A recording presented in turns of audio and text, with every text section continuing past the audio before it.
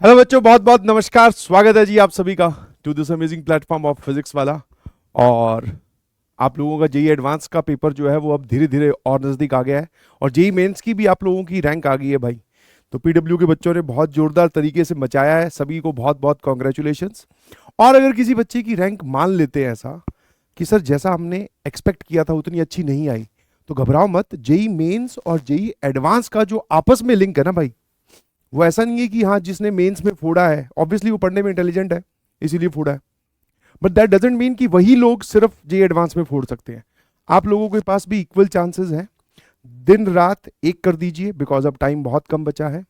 Varun batch के lectures देखिए, PYQ solve कीजिए जे एडवांस के, और अपनी स्टडी आवर्स को बहुत ज़्यादा बढ़ाइए, अपने आप को पूरा झोंक दीजिए बिकॉज इस टाइम पे ये 10-15 दिन में की गई पढ़ाई हो सकता है कि आपको पूरे एक साल जो आपको पढ़ाई करनी पड़ती है उससे बचा ले। एक साल पढ़ाई का मतलब समझ में आ गया कि आपको जो ड्रॉप लेना होता है उससे आपको बचा ले। तो इसीलिए एफर्ट रोकने नहीं है, अभी आपको ड्रॉप का नहीं सोचना है। ठीक है, लगे रहिए। All the very best from my side. और 100% आप जे एडवांस में फोड़ के आएंगे, ऐसी मेरी कामना है, ऐसी मेरी दुआ है। ठीक है जी। तो मैथमेटिक्स का जो पोर्शन है उसमें लिमिट, कॉन्टिन्यूटी एंड डिफरेंशियबिलिटी वाले चैप्टर में आपका स्वागत है। आज हम बात करने वाले हैं लेक्चर नंबर 1 की। और सर लेक्चर नंबर 1 में हम क्या देखेंगे? लेक्चर नंबर 1 में हम देखेंगे क्रिटिकल थिंकिंग क्वेश्चंस। टोटल हमें 3 लेक्चर्स अलॉटेड है, और जिसमें से पहले वाले में हम सीटीक्यू देखेंगे, दूसरे में भी क्रिटिकल थिंकिंग देखेंगे, और लास्ट वाले में हम लोग देखेंगे पीवाईक्यूज। ठीक है, हाँ है ना? तो जैसा कि आप लोगों की डिमांड थी कि सर पहले हमारे लिए लेक्चर नोट्स या फिर वो जो होते हैं ना ओनली क्वेश्चंस अपलोड करवा दिए जाए, तो वो करवा दिए हैं।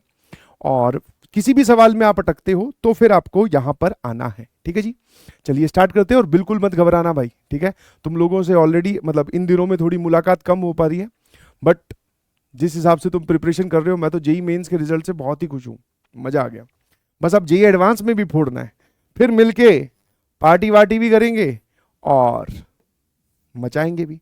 तो ये रहा जी पहला सवाल आपकी कंप्यूटर स्क्रीन पर। वो बोल रहा है कि मॉड ऑफ वाई बराबर एफ एक्स एंड वाई बराबर मॉड ऑफ एफ एक्स, इन दोनों के ग्राफ गिवन है, ए और बी दोनों पॉजिटिव है। Identify the correct statement. और अगर मैं करेक्ट स्टेटमेंट की बात करूं तो स्टेटमेंट लिखी हुई यहां पर। ठीक है, और इस सभी स्टेटमेंट्स में एफ एक्स के बारे में बात की गई है कि एफ एक्स कॉन्टिन्यूअस है कि डिसकॉन्टिन्यूअस है, कॉन्टिन्यूअस है कि डिसकॉन्टिन्यूअस है। तो दैट मीन सर हमें सबसे जोरदार चीज जो है वो कैलकुलस की, खासकर लिमिट, कॉन्टिन्यूटी, डिफरेंशियबिलिटी वाले चैप्टर्स में या मैक्सिमम मिनिमम वाले चैप्टर्स में एओडी में, वो है ग्राफ। तो आपको 2 ग्राफ दे रखे हैं। माई टास्क इज, इस सवाल में मुझे क्या करना है? Draw the graph of Y बराबर एफ एक्स। एफ एक्स का ग्राफ ड्रॉ कर लीजिए। मतलब अब की बार अपने को थोड़ा रिवर्स जाना है, ठीक है? क्योंकि हमें ये ग्राफ दे रखा है। तो मुझे एक बात बताओ कि जब आपके पास में y बराबर एफ एक्स का ग्राफ होता है, समझने वाली बात है, मान लो वो ग्राफ मैं आपको ऐसा बनाकर दूं, लेट से, ठीक है ना? अब इसके बाद में ट्रांसफॉर्मेशन ऑफ ग्राफ में आपको सिखाया गया है कि मॉड ऑफ y बराबर एफ एक्स का ग्राफ कैसे बनाते हैं। तो सर यहां से यहां आने में हम एक्स एक्सिस के नीचे वाला हिस्सा उड़ा दो, डिलीट कर दिया, और जो बचा हुआ हिस्सा है उसी की ही आप मिरर इमेज ले लीजिए। जो बचा हुआ हिस्सा है उसी की आप मिरर इमेज ले लो, तो आप इस ग्राफ पे पहुंच जाओगे, मॉड ऑफ वाई बराबर एफ एक्स वाले ग्राफ पे। अब आपको ये वाला ग्राफ यहां दे रखा है, तो मुझे एक बात बताओ, ए से लेकर बी, माइनस ए से माइनस बी, उसने इमेज लेकर ये वाला ग्राफ बनाया है। तो पक्का सर ये वाला पोर्शन, ये जो ग्राफ है, ये आपको एफ एक्स दिख रहा है क्या? क्योंकि इमेज भी कैसे लेते हैं, जो ऊपर वाला पार्ट है उसकी मिरर इमेज एक्स एक्सिस में नीचे जाएगी, ना कि नीचे वाले की ऊपर आती है। क्योंकि हम सर y बराबर एफ एक्स के ग्राफ में एक्स एक्सिस के नीचे वाला पोर्शन तो डिलीट ही कर देते हैं, फिर बचे हुए की इमेज लेकर ऊपर पहुंचते हैं। ये हाँ या ना? तो सर पक्का ये वाला पोर्शन रहा होगा माइनस बी से माइनस ए के बीच में, ए से बी के बीच में, फिर उसने इमेज लेकर इस पोर्शन को नीचे ड्रॉ किया होगा। तो मैंने कहा जितना पार्ट क्लियर हो गया कम से कम उतना तो बना ले भाई, आजा, है ना? तो माइनस बी से लेकर माइनस ए और ए से लेकर बी, क्या मैं ये बोल सकता हूं कि ये वाली ब्रांचेस चल रही होंगी? हाँ है ना? तो सर पक्का ऐसा कुछ चल रहा होगा। और ये किसका ग्राफ ड्रॉ कर रहे हैं हम? y बराबर एफ एक्स का। ठीक है, अब आप जब इसी पार्ट की इमेज लोगे तो सर वो नीचे वाली ब्रांच भी आ जाएगी। ठीक है, अब इस पर वैल्यू c आ रही है, तो सर ये वाली वैल्यू भी हमारी क्या हो जाएगी? c हो जाएगी। इतना पोर्शन तो सर एकदम क्लियर है। ठीक है सर, अब आ जाओ दूसरे वाले पार्ट पे। अब ये बताओ कि मॉड ऑफ एफ एक्स का ग्राफ कैसे बनाया जाता है। तो सर मान लो आपके पास में कोई भी ग्राफ है y बराबर एफ एक्स का, उसमें अगर आपको ऐसे बोला गया है तो मॉड ऑफ एफ एक्स का ग्राफ बनाया जाता है विद द हेल्प कि जो ऊपर वाला पोर्शन है एक्स एक्सिस के वो एज इट इज रखो, जो एक्स एक्सिस के लोअर वाला पोर्शन है उसकी मिरर इमेज ले लो। ठीक है, ये यहां से हटाकर ऊपर पहुंचा दो। इमेज लेने के बाद में जो ग्राफ बनेगा वो बन जाएगा y बराबर मॉड ऑफ एफ एक्स का। तो अब जरा देखना एफ एक्स के ग्राफ में क्या रहा होगा कि सर a से लेकर b और माइनस बी से माइनस ए वाला पोर्शन तो हमारा डिसाइड हो गया, ये तो ऊपर ही रहा होगा।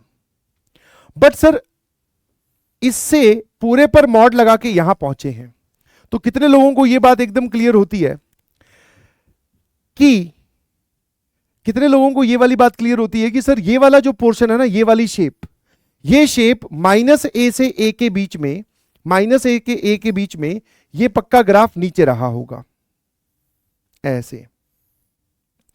अब एक बच्चा ये भी बोल सकता है कि सर क्यों, ऊपर भी तो रह सकता है, ये भी तो पॉसिबिलिटी हो सकती है कि एफ एक्स का जो ग्राफ है वो ऐसा ही हो। ठीक है, ये वाली वैल्यू ए पर, ये वाली वैल्यू माइनस ए पर, ये वाई एक्सिस, ये एक्स एक्सिस, तो अब इस पे मॉड लोगे तो भी यही आएगा। तो मैंने कहा फिर इसके बेसिस पर ये वाला बात जस्टिफाई नहीं कर पाओगे, क्योंकि अगर एफ एक्स का ग्राफ ऐसा होता तो y पर मॉड लगाने पर सर ऊपर वाला पूरा पार्ट एज इट इज, नीचे वाला पूरा पार्ट फिर एज इट इज, फिर मॉड ऑफ y बराबर एफ एक्स का ग्राफ ये बनता, ये नहीं बनता, फिर ये बनता।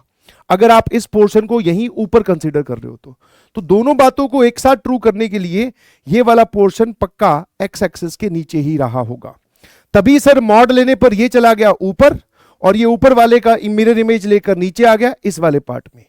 एकदम क्लियर है तो कमेंट सेक्शन में जरूर बताएं। अब सर आपने यहां पर हॉलो सर्कल क्यों लगाया?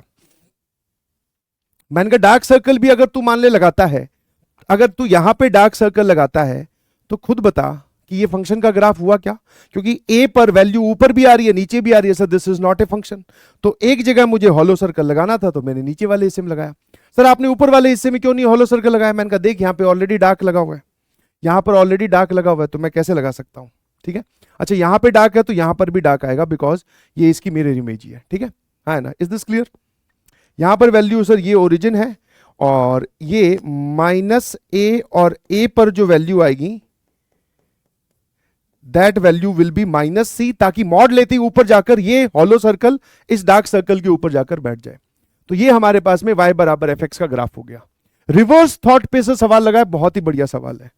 क्या बोल रहे हैं सर, एक बार देख लेते हैं। कॉन्टिन्यूटी और डिफरेंशियबिलिटी की बात कर रहा है, डिफरेंशियबिलिटी ओपन इंटरवल में, कॉन्टिन्यूटी क्लोज इंटरवल में। तो सर माइनस बी से लेकर बी तक डिसकॉन्टिन्यूअस बता दो, डिसकॉन्टिन्यूअस कितने पॉइंट्स पे है? सर ये डिसकॉन्टिन्यूअस है 2 पॉइंट्स पे, माइनस ए और ए पर। फिर अच्छा ये माइनस बी से बी मैंने क्लोज में बताया, कॉन्टिन्यूटी हमें क्लोज ब्रैकेट में चाहिए, डिफरेंशियबिलिटी हमें ओपन ब्रैकेट में चाहिए। तो नॉन डिफरेंशिएबल कितने पॉइंट्स पे हुआ भाई? तो सर बी और माइनस बी को तो चेक भी नहीं करना, हमें इनके बीच वाला पोर्शन पे देखना है। मैंने कहा ठीक है भाई, क्योंकि ओपन इंटरवल में डिफरेंशियबिलिटी मांगी है। तो माइनस ए पर और 0 पर भी शार्प कॉर्नर बन रहा है, तो नॉन डिफरेंशिएबल है 3 पॉइंट्स पर। ठीक है, और डिसकंटीन्यूअस है 2 पॉइंट्स पर, माइनस ए और ए पर। ठीक है, आ जाइए। डिसकंटीन्यूअस 2 पॉइंट्स, नॉन डिफरेंशिएबल भी 2 पॉइंट्स, गलत बात। Discontinuous at 2 points and non differentiable at 3 points, this statement is true. फिर 3 3 3 4, गलत बात। Option B is correct. ठीक है, ऑप्शन बी जो है वो आपका सही हो गया। आ जाइए भैया क्रिटिकल थिंकिंग CTQ नंबर 2 में। ठीक है, अब ऐसा जो ये इनका दिखाने का जो तरीका है, मतलब सवाल को रिप्रेजेंट करने का तरीका है, जिसमें mod, greatest integer, fractional part, ये सब लोग आ जाएं, तो ये बहुत पुराने टाइम से IIT एडवांस में चल रहा है और आजकल भी यही चल रहा है कि कोई भी आपके पास में कॉन्टिन्यूटी या डिफरेंशियबिलिटी का सवाल आता है तो उसमें आपको ये फंक्शन जरूर बैठे हुए दिखाई देंगे, that is mod, greatest integer, fractional part function, signum, ये सब लोग दिखाई देते हैं। तो एकदम करंट सिनेरियो के हिसाब से जोरदार सवाल है, आई होप आपने ट्राई कर लिया होगा। अब हम इसके डिस्कशन पे चलते हैं। सारे ऑप्शंस को अगर मैं ध्यान से देखूं तो सर सभी ऑप्शंस में वो कॉन्टिन्यूअस और डिफरेंशिएबल, कॉन्टिन्यूअस और डिफरेंशिएबल, कॉन्टिन्यूअस और डिफरेंशिएबल, सिर्फ x बराबर 0 पे बात कर रहा है। दैट मीन्स हमें इसको पूरे तरीके से इलाबोरेट करके नहीं बताना है कि 1 पे डिफरेंशिएबल है कि नहीं है, -1 पे डिफरेंशिएबल है कि नहीं है। The point of discussion is, option देख के पता चला कि x बराबर 0 पे हमसे चर्चा करवाना चाह रहा है। आ जाओ भाई, x बराबर 0 पे अगर चर्चा करवाना चाह रहा है तो कर देते हैं चर्चा, है ना। मुझे एक बात बताओ कि greatest integer of x plus greatest integer of -x, इस फंक्शन की वैल्यू, अगर आप x कोई इंटीग्रल वैल्यू लेते हो, x कोई इंटीग्रल वैल्यू लेते हो, मनी मन में आप सोच सकते हैं, जैसे फॉर एग्जांपल आपने 2 ले लिया, तो इसकी वैल्यू 2, इसकी वैल्यू -2, तो इंटीग्रल पे इन दोनों का सम आएगा 0। x आपने कोई नॉन इंटीग्रल वैल्यू ली, x does not belongs to integer. अब आप कोई भी एक वैल्यू सोच लो, हाफ सोच लिया, तो इस पर वैल्यू इसकी आएगी 0, इस पे आएगी -1, दोनों का एडिशन हमेशा क्या आएगा, -1। तो नॉन इंटीग्रल वैल्यू पे सर इसकी वैल्यू आती है सम की -1, और इंटीग्रल वैल्यू पे आती है जी 0। क्या मैं सही बोल रहा हूं? तो आंसर इज सर यस, क्योंकि मुझे ये वाली चीज यहां पर भी दिखाई दी और ये वाली चीज मुझे यहां पर भी दिखाई दी, तो इसलिए मैंने इसकी वैल्यू निकाल ली। ठीक है ना। फंक्शन को डिफाइन कर लेते हैं कि mod of x not equal to 0, मतलब x पॉजिटिव हो या नेगेटिव हो तब यहां पर जाना है आपको, जब x 0 होगा तब आपको यहां आना है, a की वैल्यू 1 से बड़ी है। अब मैंने कहा देख इसकी वैल्यू तो हमने निकाल ली, अब मॉड की भी बात कर लेते हैं। तो मॉड को डिफाइन करने के लिए मैंने क्या किया, मैंने इसमें बोला कि x 0 से बड़े के लिए क्या सिनेरियो होगा। तो चलिए जी, अच्छा 0 से बड़े का मतलब ये नहीं है कि 0 से बड़ा मतलब 1 से भी बड़ा, 2 से भी बड़ा, उतना दूर नहीं जा रहा हूं। 0 से मतलब मैं 0 के बिल्कुल राइट में डिस्कशन कर रहा हूं कि 0 से बड़ा मतलब यहां पर 0 और 1 के बीच में इन वाले x के लिए क्या वैल्यू होगी। सर आप इतने ही पोर्शन को कंसीडर क्यों कर रहे हो? क्योंकि मुझे डिस्कशन ही सिर्फ x बराबर 0 पर डिफरेंशिएबिलिटी का या कॉन्टिन्यूटी का करना है ना। तो मैं इसके आगे क्यों जाऊं? तो यहां पर x ग्रेटर देन इक्वल या ग्रेटर देन 0 के लिए जो मैंने बात लिखी है, दैट डजंट मीन कि आप 0 से आगे चलते ही जाओ, 0 के जस्ट राइट में हम डिस्कशन कर रहे हैं। ठीक है, तो ये फंक्शन क्या हो जाएगा सर, ये वाली वैल्यू, अच्छा 0 से आपने क्या बोला, 0 के और 1 के बीच में हम यहां पर डिस्कशन कर रहे हैं, इस एरिया में तो कोई इंटीग्रल वैल्यू नहीं आती, तो इन दोनों का सम 0 लिखूं या -1 लिखूं? सर -1 लिखूं, क्योंकि इंटीग्रल वैल्यू अगर कोई आती तब आप 0 लिखते, बट इस जिस पार्ट में या जिस इंटरवल के लिए आप डिस्कशन कर रहे हो वहां तो कोई इंटीग्रल वैल्यू नहीं आती।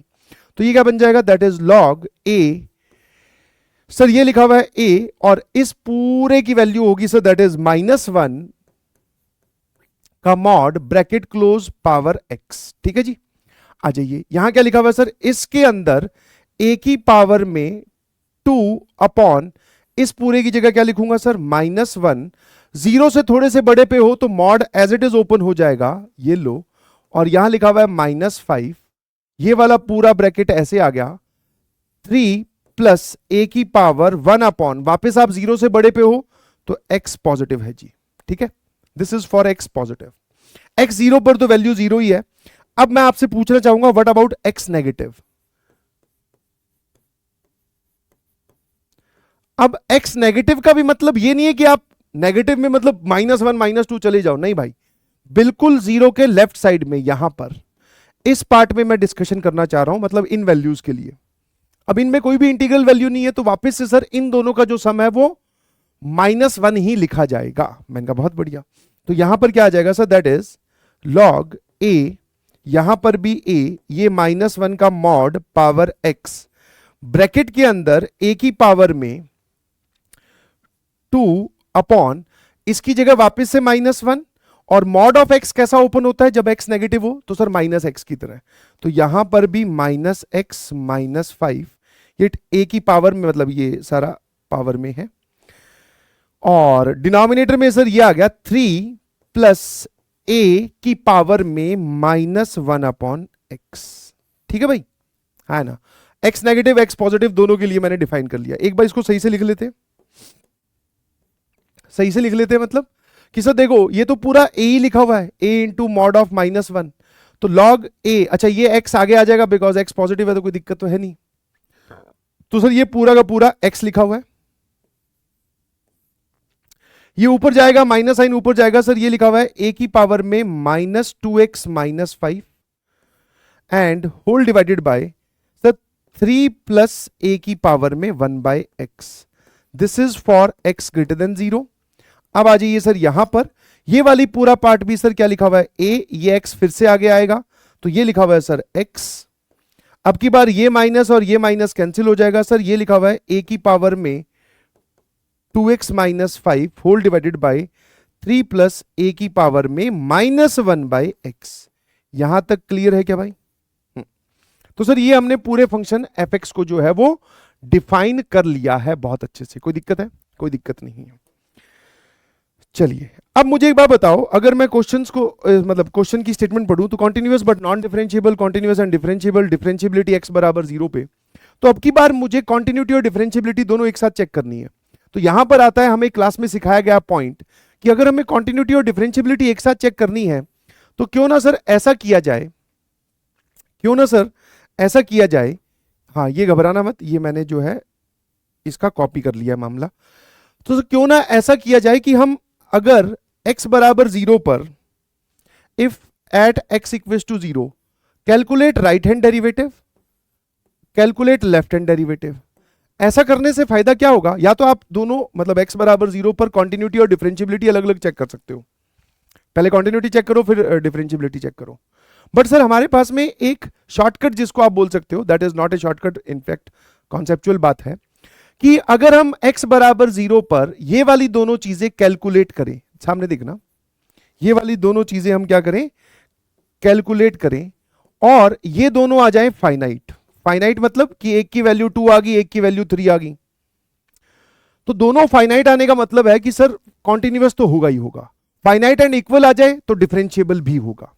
तो मैं अब डायरेक्टली LHD और RHD कैलकुलेट कर रहा हूं एट x इक्वल्स टू 0। ठीक है भाई, तो मैं ये वाली चीज पे ध्यान रखूंगा। सर इनमें से कोई एक इनफाइनाइट आ गया तो फिर मैंने कहा फिर होगा तो ये डिसकंटिन्यूअस, या फिर आप बोल सकते हो कि कॉन्टिन्यूटी और डिफरेंशिएबिलिटी हम फिर वापस से बेसिक मेथड से स्टार्ट करेंगे। तो अब मुझे x बराबर 0 पे मैं आपसे ये वाली चीज पूछ रहा हूं, that is right hand derivative at x equals to 0, RHD at x equals to 0, जिसको आप ऐसे लिखते हो that is f dash 0 plus, जिसका फॉर्मूला होता है limit h approaches to 0 plus f of 0 plus h minus f of 0 whole divided by h। यही formula होता है भाई। f ऑफ 0 आपको पता है x की वैल्यू 0 पर फंक्शन की वैल्यू 0 है। अब फटाफट f ऑफ 0 प्लस h का मतलब हो गया सर f ऑफ h। तो मुझे फटाफट f ऑफ h बता दो। तो सर h जो है वो 0 से बड़ा है तो इसमें h रखा जाएगा, जहां जहां पे आपको x दिख रहा है वहां पे h रख दो। तो h a की power minus 2h minus 5 upon 3 plus a की पावर 1 अपॉन h। ठीक है भाई, और whole divided by sir this is also यहां वाला h, एंड ये वाली चीज आ गई limit h approaches to 0 plus के लिए। अब बताओ भाई क्या करना है? तो सर अब क्या करना है? अब निपटा देंगे इसको, है ना? ये बात क्लियर है? अब मुझे एक बात बताइए, ये वाली पूरी वैल्यू आ कितनी रही है? तो सर h तो जा रहा है 0 की तरफ, ऊपर बन रहा है a की पावर माइनस 5। अच्छा h अगर 0 की तरफ जा रहा है तो 1/h कहां जाएगा सर? Plus infinity. तो a की पावर प्लस इंफिनिटी, क्योंकि देखो ये 1/h इसकी पावर में बैठा है, तो a की पावर प्लस इंफिनिटी, उसके लिए हमें a की वैल्यू देखनी पड़ेगी। तो सर a की जो वैल्यू है उसने दे रखी है कि 1 से बड़ी है। अब अगर a 1 से बड़ा है तो 1 से बड़े नंबर की, a number which is greater than 1, a number which is greater than 1, उसकी पावर प्लस इंफिनिटी, तो ये इंफिनिटी की तरफ ही जाएगा। मतलब सर ये जाएगा इंफिनिटी की तरफ। अब सर ये तो कोई फाइनाइट वैल्यू होगी बिकॉज पावर माइनस 5 ही है, ये इंफिनिटी जा रहा है, तो something finite upon infinity that value is nothing but 0। ये वैल्यू कितनी आ गई सर? 0। हमारा राइट हैंड डेरिवेटिव जो है वो फाइनाइट आ रहा है। अब मैं आपसे पूछना चाहूंगा what is left hand derivative? ये कितना आएगा? That is limit h approaches to 0 plus ही लिख रहा हूं भाई। ये फॉर्मूला क्या होता है? f of 0 minus h minus f of 0 whole divided by minus h। ठीक है, तो f ऑफ 0 अगेन 0 है। f ऑफ 0 माइनस h कैसे निकालोगे सर? इससे निकालना है, तो यहां पर आप x की जगह माइनस h रख दीजिए।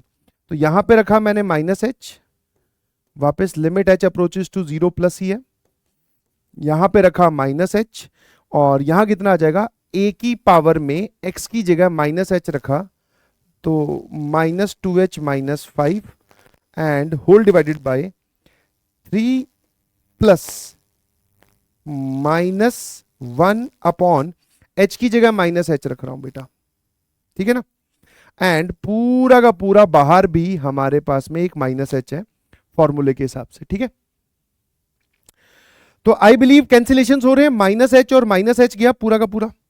सर ये वाली चीज वापस h 0 की ओर जा रहा है, तो ये वापस से a की पावर -5 है, ये माइनस और ये माइनस कैंसिल हो जाएगा, तो a की पावर 1/h ही बच रहा है, जो कि ऑलरेडी हम देख चुके हैं कि वो इन्फिनिटी की तरफ जा रहा है। ये वाली पूरी चीज क्या आ गई सर, वापस से 0 आ गई। तो left hand derivative and right hand derivative, ठीक किया ना मैंने, ये left hand derivative and right hand derivative जो है वो दोनों फाइनाइट और बराबर आ गए। अब फाइनाइट और बराबर आ गए तो यहां से आप क्या कमेंट कर सकते हो, ये बताइए please. Sir continuous but not differentiable, sir दोनों फाइनाइट और बराबर आ गए तो कॉन्टिन्यूअस भी है और डिफरेंशिएबल भी है। F is continuous and differentiable at x equals to 0, ये वाली स्टेटमेंट गलत हो जाएगी। The differentiability at differentiability of f at x equals to 0 depends on the value of a. Value of a पर डिपेंड नहीं कर रही है एग्जैक्ट, रेंज ऑफ ए पे डिपेंड कर रही है। ए की वैल्यू आपने 1 से बड़ी दी है ऑलरेडी, तो सर ये स्टेटमेंट भी गलत होगी। F is continuous and differentiable at x equals to 0 for a बराबर ई ओनली, सर ये भी बात गलत है। हमने जो वैल्यू निकाली है वो ए की वैल्यू 1 से बड़ी के लिए आप कोई से भी ले लो, डिफरेंशिएबल और कॉन्टिन्यूअस आएगा। तो option B is the correct statement, ठीक है जी, ऑप्शन बी जो है वो हमारा करेक्ट हो गया।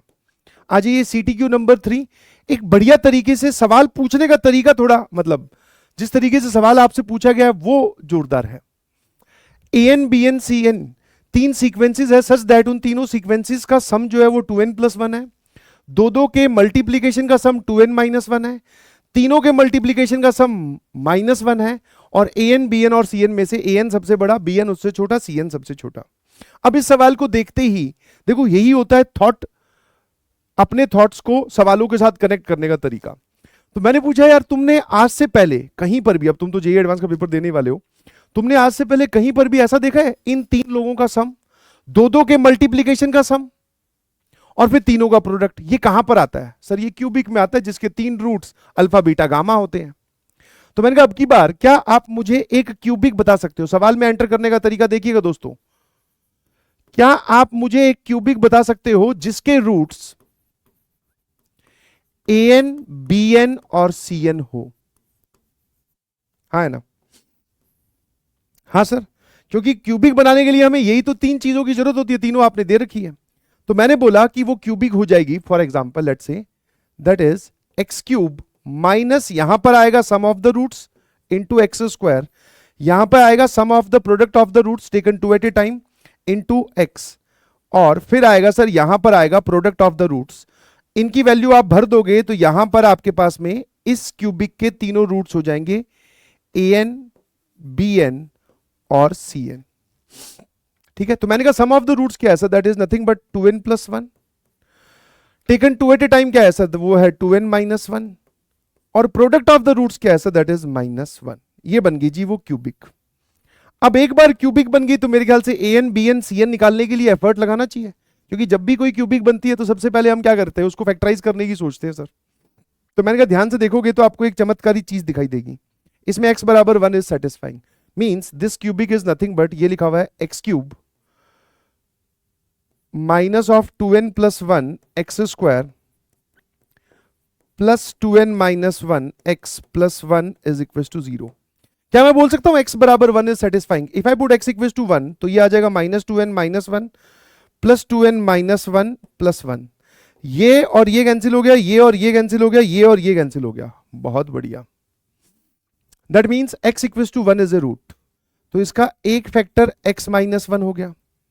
अब बाकी फैक्टर्स कैसे निकालते होते हैं ये बताओ? सर लॉन्ग डिवीजन मेथड से हम एक क्वाड्रेटिक निकालते हैं और उस क्वाड्रेटिक से खेल खेल देते हैं, हाँ है ना? क्या मेरी बात समझ में आती है? ठीक है, उस क्वाड्रेटिक से हम क्या करते हैं, इसके खेल खेल देते, मतलब क्वाड्रेटिक निकालकर उस क्वाड्रेटिक को फैक्टराइज करके हम 2 रूट्स और निकाल लेंगे। तो मैंने कहा फटाफट इसको डिवाइड करना भाई, ठीक है। थोड़ा सा यहां पे रफ वर्क कर लेते हैं। सर यहां पर है x³ माइनस 2n+1, अगर आपको डायरेक्टली रूट्स निकालने का कोई छोटा तरीका पता हो तो वो भी बताना, है ना? इसका शॉर्टकट मत बताने लग जाना कि सर ये वो यूट्यूब से देखकर कि भाई इसको ऐसे भी लिख सकते हैं डायरेक्टली, ठीक है, वो नहीं। विदाउट डिवीजन कोई और मेथड आपको पता हो तो ट्राई करना निकालने की, है ना। चलिए सर, इसको x माइनस वन से डिवाइड करेंगे, यहां आएगा एक्स स्क्वायर, ये आ जाएगा x cube minus x square, plus minus ये गया। इन दोनों को जब मैं जोड़ देता हूं तो यहां पे लिखा हुआ है minus to N x square, यहां लिखा हुआ है माइनस एक्स स्क्वायर, है ना। देख भाई, और उसमें एक्स स्क्वायर जोड़ा तो ये आ जाएगा minus to N x square. इसको नीचे ले आओ, that is two n minus one x. अब किससे मल्टीप्लाई करूं बेटा, माइनस टू एन एक्स से मल्टीप्लाई कर दो सर इसको, ताकि माइनस टू एन एक्स स्क्वायर हो जाए और माइनस माइनस प्लस ये आ जाए टू एन एक्स। ठीक है, ये माइनस ये प्लस ये गया, टू एन एक्स में से टू एन एक्स गया तो सर ये बचेगा माइनस एक्स और ये आ जाएगा plus one.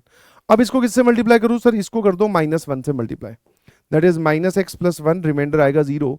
That means that quadratic जो साइड में बचेगी x square minus to N x, x square minus to N x minus one बराबर जीरो। ठीक है भाई, अब आपको क्या करना है दोस्तों, अब आप मुझे बताएं कि a n b n c n है क्या। ठीक है, हाँ तीनों रूट्स निकाल लेंगे, कोई दिक्कत नहीं है सर। अब इस क्वाड्रेटिक के अगर मैं दो रूट्स निकालने की बात करता हूं, इस क्वाड्रेटिक के अगर मैं दोनों रूट्स निकालने की बात करता हूं तो जरा देखना इस क्वाड्रेटिक के दोनों रूट्स क्या होंगे। सर x बराबर श्रीधराचार्य फॉर्मूला लगा रहा हूं, that is two n plus minus under root of b square minus four a into c whole divided by two. तो ये लिखा हुआ है बेटा two n plus minus four n square plus four, four common लेंगे तो आएगा that is sir n square plus one upon two. तो एक रूट आ गया बेटा n plus under root of n square plus one, और दूसरा रूट आ गया बेटा n minus under root of n square plus one. ठीक है, तो फाइनली मैं ये बोल सकता हूं कि मैंने ए एन बी एन और सी एन तीनों निकाल दिए, है ना। अब उसमें से कौन ए एन है, कौन बी एन है और कौन सी एन है, उसको डिसाइड करने के लिए भी आपको एक स्टेटमेंट या फिर एक हिंट दे रखा है। एक आपके पास में आया n plus under root of one plus n square, एक आपके पास में आया n minus under root of one plus n square, और एक आपके पास में आया वन। ये तीन आए, इनमें से एक ए एन है, एक बी एन है, एक सी एन है। सर सबसे छोटा सी एन है, इनमें सबसे छोटा नंबर कौन सा है। ठीक है, और ये सारी सीक्वेंसेस हैं, सीक्वेंसेस है मतलब n is nothing but a natural number type की क्वांटिटी। सीक्वेंस मतलब कि उसमें आप n की वैल्यू कुछ डालोगे, वहां से आपको कुछ वैल्यूज निकलती जाएगी, तो n एक नेचुरल नंबर है। तो ऑब्वियसली सर सबसे बड़ा ये है, कैसे, क्योंकि आप इसमें कुछ पॉजिटिव जोड़ रहे हो, तो दिस इज ए एन। ये वाली क्वांटिटी नेगेटिव है, कैसे पता चला सर ये क्वांटिटी नेगेटिव कैसे है, क्योंकि अगर सिर्फ यहां पर एन स्क्वायर का रूट होता तो वैल्यू आती n, n minus one, sorry n minus n, value आती जीरो। आपने एन का स्क्वायर किया, वन जोड़ा, फिर स्क्वायर रूट लोगे तो ये वैल्यू एन से बड़ी होगी, तो ये वाली पूरी वैल्यू क्या आएगी, नेगेटिव। तो ये वैल्यू पॉजिटिव है, ये नेगेटिव है, तो ये सबसे छोटी वैल्यू होगी दैट इज सी एन, और ये वाली वैल्यू हमारे पास में हो जाएगी sir that is b n. ठीक है, सब में ए एन को यूज कर रहा है।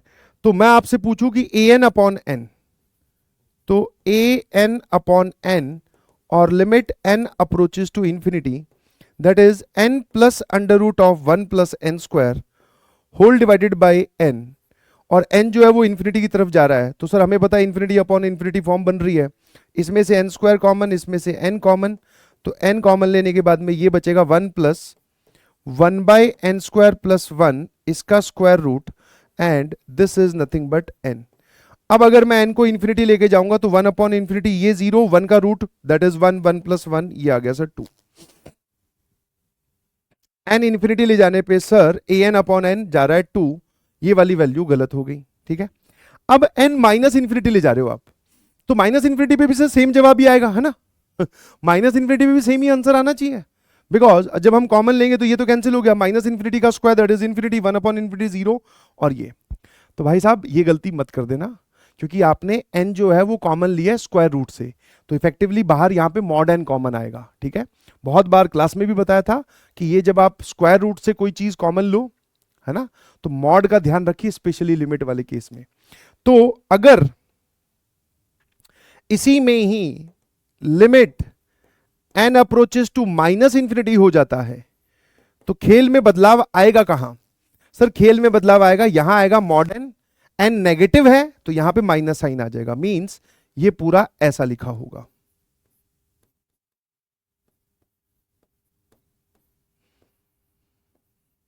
अब ये और ये कैंसिल कर दो, कोई दिक्कत नहीं है। अब इन्फिनिटी लेके जाओगे, ये 0 1 माइनस 1, सर ये वैल्यू आएगी 0। तो a n upon n that is 0। B और C is the correct answer. अभी भी जिसको नहीं समझ में आया मैं यहां पर डिटेल में बता देता हूं कि आपने अगर एन स्क्वायर प्लस 1 वाली चीज से आपने एन अगर कॉमन लिया है, सिर्फ इस पार्ट पे फोकस करो, तो बाहर आता है जी मॉड एन और अंदर बच जाता है 1 प्लस 1 अपॉन एन स्क्वायर। अरे अरे ये क्या होगा, हाँ ठीक है, अंदर क्या बच जाता है ये वाली चीज।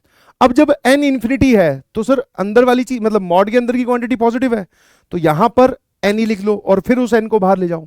बट जब n माइनस इंफिनिटी जा रहा है तो मॉड ऑफ n खुलेगा माइनस n के साथ, तो जब आप n कॉमन लोगे तो यहां -1 बच जाएगा, दैट इज 0।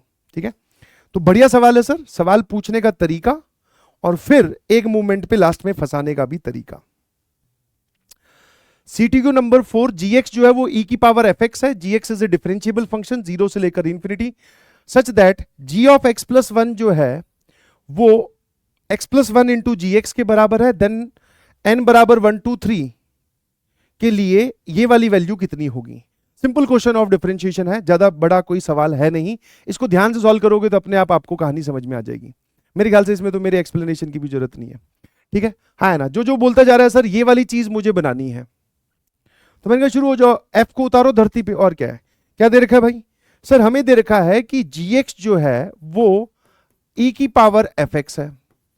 मैंने दोनों तरफ लॉग ले लिया, that is ln of g x, तो ये आ जाएगा सर एफ एक्स के बराबर, है ना। और अब मुझे वो वाला रिजल्ट यूज करना है। अब यहां पर मतलब छोटा सा ये क्रिटिकल स्टेप है, देख सकते हो ये 1/2 1/3 और ये सब कैसे आएंगे, 1/2 का स्क्वायर मतलब डिनोमिनेटर में कब जाएगा, जब लॉग का डिफरेंशिएशन होता है। बट उस चीज को भी यूज करना है, वो चीज तब यूज होगी जब g ऑफ x प्लस 1 मतलब आर्ग्यूमेंट में फंक्शन के अंदर x प्लस 1 लिखा होगा। ठीक है, हाँ है ना, तो मैंने x को x प्लस 1 से रिप्लेस कर दिया, तो जैसे ही x प्लस 1 से रिप्लेस करूंगा तो ये आ जाएगा g ऑफ x प्लस 1, ये हो जाएगा f ऑफ x प्लस 1, है ना।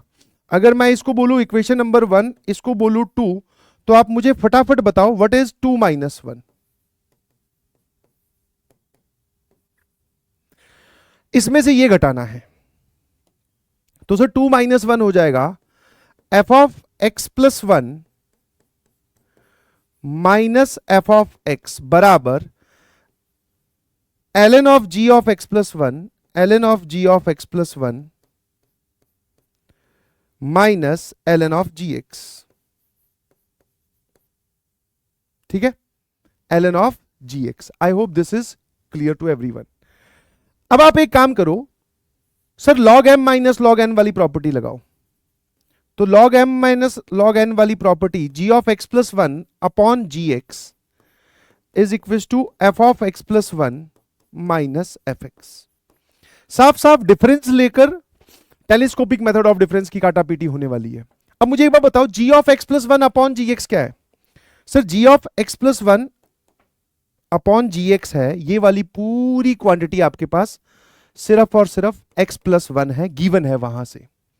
तो अब बता दे भाई क्या हो गया, तो इस साइड को लेफ्ट में लिख रहा हूं, राइट को लेफ्ट में लिख रहा हूं, तो f of x plus 1 minus F of x, तो ये कहानी बनी ln ऑफ x प्लस 1, है ना। Differentiate both side with respect to x, तो यहां से कितना आ जाएगा sir, f dash x plus 1 minus f dash x, और इसका डेरिवेटिव आ जाएगा 1 upon x plus 1। Start putting the values, n की वैल्यू 1 पुट करने पे सर मेरे ख्याल से अब तो संभाल लोगे, F dash 2 minus f dash 1 बराबर 1/2, एन की वैल्यू 2 रखी तो f dash 3 minus f dash 2 बराबर 1/3, है ना। चलता गया, लास्ट वैल्यू आपने एन की 1 रखनी है या फिर कहां तक जा रहा है, एन की वैल्यू n रख दो, तो f dash n plus 1 minus f dash n is 1 upon n plus 1, है ना। अब जब मैं इन सबको ऐड करूंगा तो हमारा लेफ्ट हैंड साइड में ऐड करने के बाद में सर ये गया, ये गया, ये और ये गया, तो f dash n plus one minus f dash one, और राइट हैंड साइड में आपके पास में आ जाएगा 1/2 plus 1/3 dot dot dot till कहां तक 1/n+1। Option d is correct. तो कुछ नहीं, सिंपल से स्टेप्स है, बट थोड़ा सा थॉट को अलाइन करना पड़ेगा कि वो आपसे चाह क्या रहा है, और थोड़ा ऑप्शंस की तरफ ध्यान से देखोगे, क्योंकि ऑप्शंस में भाई साहब हिंट छुपे होते हैं कि सर रेसिप्रोकल में आकर ऐड, इसकी कोई सीरीज तो होती नहीं जिसका सम तुम निकाल लो, है ना। तो रेसिप्रोकल में आकर ऐड तो मतलब लॉग वाली टर्म डिफरेंशिएट हुई होगी। और एक सबसे बढ़िया ऑब्जर्वेशन जो आप कुछ कुछ सवालों में देख सकते हो कि पहला और आखिरी बच रहा है, और वो भी डिफरेंस में, कि पहला और आखिरी बच रहा है वो भी डिफरेंस में। तो ऐसा तभी होता है जब हम ये काटापीटी करते हैं, that is telescopic method of difference. ठीक है, that is telescopic method of difference. अगला है जी आपके पास में CTQ नंबर 5, अगेन दिखने में एक डरावना सवाल, और फंक्शन के बारे में बात की गई है। आई होप आपने इसको बहुत अच्छे से और आराम से सोचा होगा, बट स्टिल मेरा काम है एक्सप्लेन करना, तो आ जाओ भाई। ठीक है, इसका जो हिंट है, चलो एक बार और अगर कोई सोचना चाहता है तो इसका जो हिंट है वो ये है, आपने सैंडविच थ्योरम पढ़ी होगी, और सैंडविच थ्योरम में सबसे एक ही प्रकार की है, एक ही तरीके से थॉट उसमें डेवलप होती है, या तो ग्रेटेस्ट इंटीजर वाले सवाल होते हैं। ठीक है, अब यहां पे ग्रेटेस्ट इंटीजर बिठा के तुम्हें थोड़ा सा गुमराह करने की कोशिश की गई है। ग्रेटेस्ट इंटीजर तो सब जो है, ग्रेटेस्ट इंटीजर ऑफ एक्स ही तो है, उसको तो कॉमन ले लो। बट एक एन की जो सीरीज बनती है उसमें बड़े वाली टर्म और छोटे वाली टर्म कैसे सोचते हैं वो मैं आपसे पूछ रहा हूं। मींस जो आपको दे रखा है, आप एग्री करेंगे कि सर अगर मैं इस पहले पार्ट को देखूं कि x नॉट इक्वल टू π/2 वाले पार्ट को देख रहे हैं, बिकॉज ये तो कांस्टेंट है, तो limit n approaches to infinity और ग्रेटेस्ट इंटीजर ऑफ x मैं ले गया कॉमन। सर आपने ऐसे कैसे बाहर निकाल दिया? मैंने कहा भाई लिमिट लगी हुई है n पर, और x के अंदर कहीं पर n है नहीं, तो बाहर निकालो पूरा।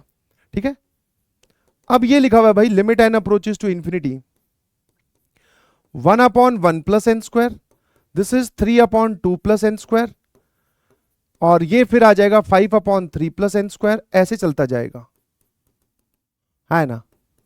अब ये सवाल एकदम basic question of sandwich theorem का सवाल हो गया कि इस लिमिट को कैसे सॉल्व करना है, और इसमें भी एकदम रटा रटाया तरीका है कि सर कोई भी फर्स्ट टर्म उठाओगे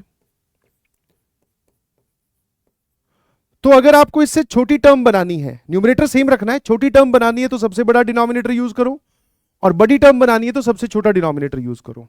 तो मैंने कहा इन दोनों में से देख के बताइएगा please, n plus n square और ऊपर 1, इन दोनों में से बड़ा कौन है? सर ऑब्वियसली ये बड़ा है, क्योंकि दोनों का न्यूमरेटर सेम है, बट डिनोमिनेटर जिसका बड़ा वो टर्म छोटी। और सिमिलरली डिनोमिनेटर सबसे छोटा कौन सा है? सर वो ये है। तो इन दोनों में से सर ये तो बराबर है, मैंने कहा but less than equal to का साइन तो लगा ही सकता हूं। फिर आ जाओ यहां पर 3/2 plus n square, 3/2 plus n square, इससे छोटी टर्म बनानी है तो न्यूमरेटर सेम, छोटी टर्म बनानी है तो सबसे बड़ा डिनोमिनेटर यूज करो, that is n plus n square. Sir obviously इन दोनों में से यही टर्म छोटी होगी, ये बड़ी होगी, क्योंकि इसका डिनोमिनेटर बड़ा है, इसका डिनोमिनेटर छोटा है, और इसमें न्यूमरेटर सेम रखा, सबसे छोटा डिनोमिनेटर ये वाला है ना। बस ऐसे चलने दो। सिमिलरली 5/3 प्लस एन स्क्वायर के लिए आप क्या बोलोगे? ये छोटी होगी, न्यूमरेटर सेम और डिनोमिनेटर सबसे छोटे वाला, और ये बड़ी होगी किससे? सर न्यूमरेटर सेम, डिनोमिनेटर सबसे बड़े वाला। ऐसे चलने दो। लास्ट टर्म है आपके पास में, that is 2n minus 1/n plus n square, तो this is less than 2n minus 1/1 plus n square, और greater than equals to 2n minus 1/n plus n square. ऐसा करने से सैंडविच थ्योरम वाला जो फॉर्मेट है वो एकदम तैयार हो जाता है। अब अगर मैं इन सभी को कर देता हूं ऐड, तो बीच में हमारा ये वाला पार्ट तैयार हो गया। इसको मैं थोड़ी देर के लिए रिक्वायर्ड पार्ट बोल रहा हूं। क्या बोल रहा हूं बेटा? Required part. तो बिल्कुल बीच में हमारा रिक्वायर्ड पार्ट तैयार हो गया। फिर लेस देन वाले पार्ट में, क्योंकि अब इक्वालिटी तो आएगी नहीं, इनइक्वालिटी के साइन बराबर का तो आएगा नहीं, क्योंकि एक ही बार ये बराबर हुआ, बाकी सब तो छोटे हैं ना, तो जोड़ोगे तो ये वाला सम छोटा ही आएगा इस सम से। तो मैंने कहा इन सब का डिनोमिनेटर तो सेम है भाई, और डिनोमिनेटर है 1 + n²। तो जोड़ने में हमारे पास में होगी जी सहूलियत, सीधा सीधा न्यूमरेटर को जोड़ दो, दैट इज 1 + 3 + 5 टिल कहां तक, 2n - 1 तक।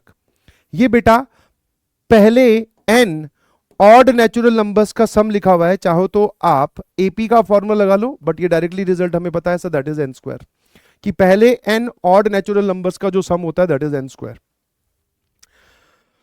सिमिलरली अगर मैं करता हूं बात इस तरफ वाले में सर, डिनोमिनेटर सेम होने का बेहतरीन फायदा हुआ कि सर n + n², और इसमें भी न्यूमरेटर में क्या आएंगे, पहले odd n odd natural numbers जिनका सम होता है n², है ना। अब लिमिट लगी हुई है सर इन्फिनिटी, तो मैंने कहा ठीक है भाई, तो ये वाली चीज क्या लिखी हुई है, this is n² upon 1 + n², required part is n² upon n + n²। Sandwich theorem क्या बोलती है सर, सैंडविच थ्योरम बोलती है कि लिमिट लगा दो, limit n approaches to infinity, और यहां पर भी limit n approaches to infinity, और यहां पर भी n approaches to infinity.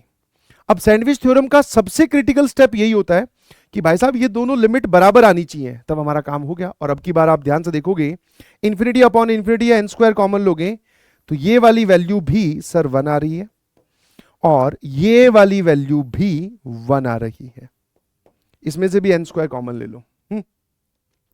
That mean sir ये वाला पूरा का पूरा पार्ट कितना हो गया हमारा, ये वाला पूरा का पूरा पार्ट हो गया सर 1। तो मैंने कहा फंक्शन बचा क्या सर, ग्रेटेस्ट इंटीजर। तो fx बेसिकली है क्या, यहां से रिजॉल्व करके हमें पता चला कि fx is nothing but greatest integer of x for x not equal to π/2, और जब x की वैल्यू π/2 के बराबर है दैट इज इक्वल टू 1, है ना।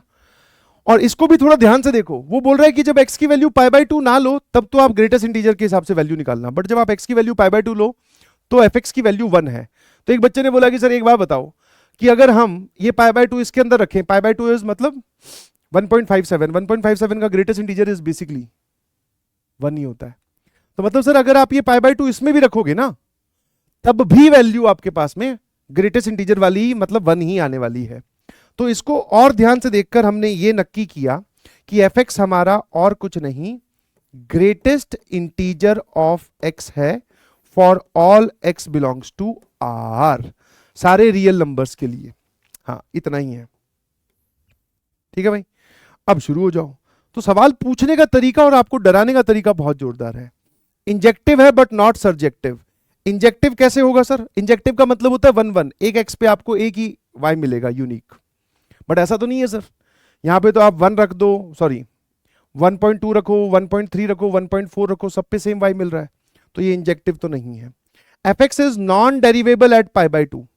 डेरिवेबल क्यों नहीं है सर, π/2 ये सिर्फ डिसकंटिन्यूअस और नॉन डिफरेंशिएबल या नॉन डेरिवेबल होता है इंटीजर्स पे।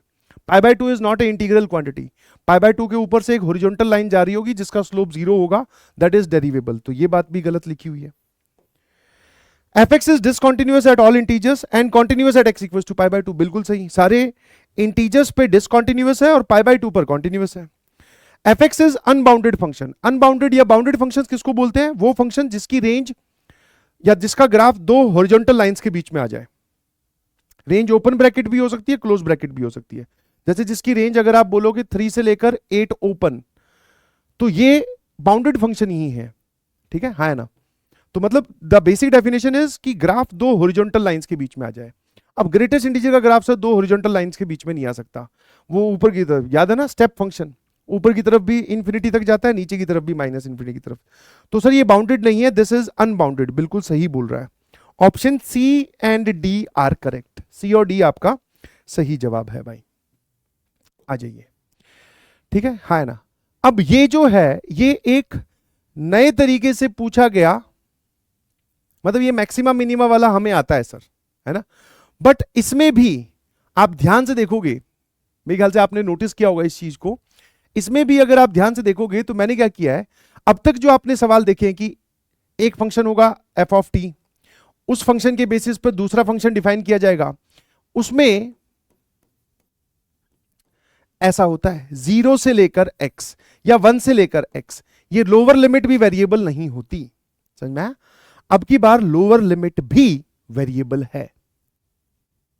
मतलब आपने जो अब से पहले सवाल देखे हैं वो ऐसे है, मान लेते हैं कि f of t is equal to mod of t plus mod of t minus 1, ठीक है, मॉड ऑफ t माइनस 1, यही पूरा लिख दिया मैंने। फिर एक नया फंक्शन डिफाइन किया गया gx, that is maximum of f of t, और t बिलोंगिंग टू x से लेकर 0 से लेकर x या 1 से लेकर x या 3 से लेकर x, कुछ भी लिख सकते हैं। फिर यहां पर आपको x की एक रेंज दी जाती है जिसमें लोअर लिमिट जो है वो फिक्स होती है। तो मतलब हर बार आपको एक ही पॉइंट से चेक करना है, एक ही पॉइंट से। अब की बार जब आपने लोअर लिमिट में भी वेरिएबल को ले आए, दैट मींस अब लोअर लिमिट भी खिसक रही है, ठीक है ना? क्या मतलब है सर, क्या कहना चाहते हो, थोड़ा समझा दो। मैंने कहा आ जाओ। इस बेसिकली ग्राफ को बनाना है, फिर डिफरेंशिएबल नॉन डिफरेंशिएबल तो मैं आपको बता ही दूंगा। और ये ग्राफ एक इंपॉर्टेंट कॉन्सेप्ट है, इसी के लिए मैं आपको इसको और डिटेल में सिखाने के लिए एक एग्जांपल और लेके आया हूं। इसका ग्राफ बनाना है आपको, और अब की बार मैंने फिर से लोअर लिमिट को वेरिएबल रखा है, ठीक है ना? अब जिन बच्चों के पास क्वेश्चंस की पीडीएफ पहुंची है तो उनको थोड़ा सा नुकसान हो जाएगा, बिकॉज क्वेश्चन वाली पीडीएफ में ये वाला सवाल नहीं था जो मैंने आपको अभी दिखाया। तो फटाफट सर एक काम करते हैं, हमने पहले क्या किया, t बिलोंग्स टू r है, मॉड को हटाते हैं। अगर मान लेते हैं सर दो मॉड लगे हुए हैं, एक तो मतलब t पर और t माइनस 1 पर, दैट मीन्स एक 0 और एक 1 डिसाइडिंग पॉइंट होगा। अगर हम t की वैल्यू 0 से छोटी लेते हैं, that is t is less than 0, तो f ऑफ t क्या हो जाएगा सर ये भी माइनस से ओपन होगा और लेफ्ट 1 के लेफ्ट में हो तो ये भी नेगेटिव होगा, ठीक है? तो ये आ जाएगा माइनस टी और ये आ जाएगा 1 माइनस टी, ठीक है? और अगर आप t की वैल्यू 1 और 0 के बीच में लेते हो, लेट्स से, तो सर 0 से बड़ा है तो ये तो t ओपन होगा, बट ये नेगेटिव के साथ ओपन होगा, दैट इज 1 माइनस टी। ये और ये कैंसिल हो गया सर, ये 1 हो जाएगा। और अगर आप t की वैल्यू लेट्स से सर 1 से बड़ी लेते हो, तो 1 से बड़ी पे ये भी positive, that is 2t minus 1। और इसको भी मैंने ध्यान से लिख लिया, दिस इज 1 माइनस 2t, ठीक है भाई? ये हमारे पास में f ऑफ t हो गया। और कोई ज्यादा खास बड़ी बात है नहीं इसका, अगर आपको ग्राफ बनाना है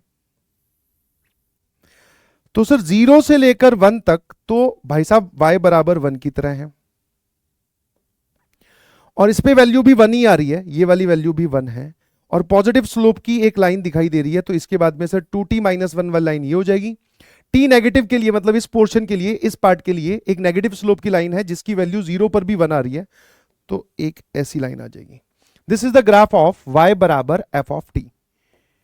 ये y बराबर f ऑफ t का ग्राफ हो गया, और यहां पर x एक्सेस की जगह t एक्सेस आप बोल दीजिए, ठीक है? अब मेन मुद्दे की बात इस पर आते हैं, सर ये क्या बोल रहा है, इस पोर्शन को ध्यान से देखते हैं। मतलब कौन से वाले पार्ट को, दैट इज gx बराबर maximum of f of t, है ना? और t की वैल्यू x और x माइनस 1 के बीच में है, और x की वैल्यू 1 और 0 के बीच में है भाई, ठीक है ना?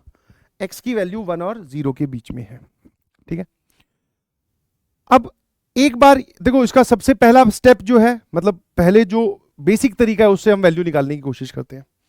मैंने क्या किया, मैंने बोला कि अगर मान लो x की वैल्यू मैं 0 लेता हूं तो मैं g ऑफ 0 निकालना चाह रहा हूं। What is g of 0?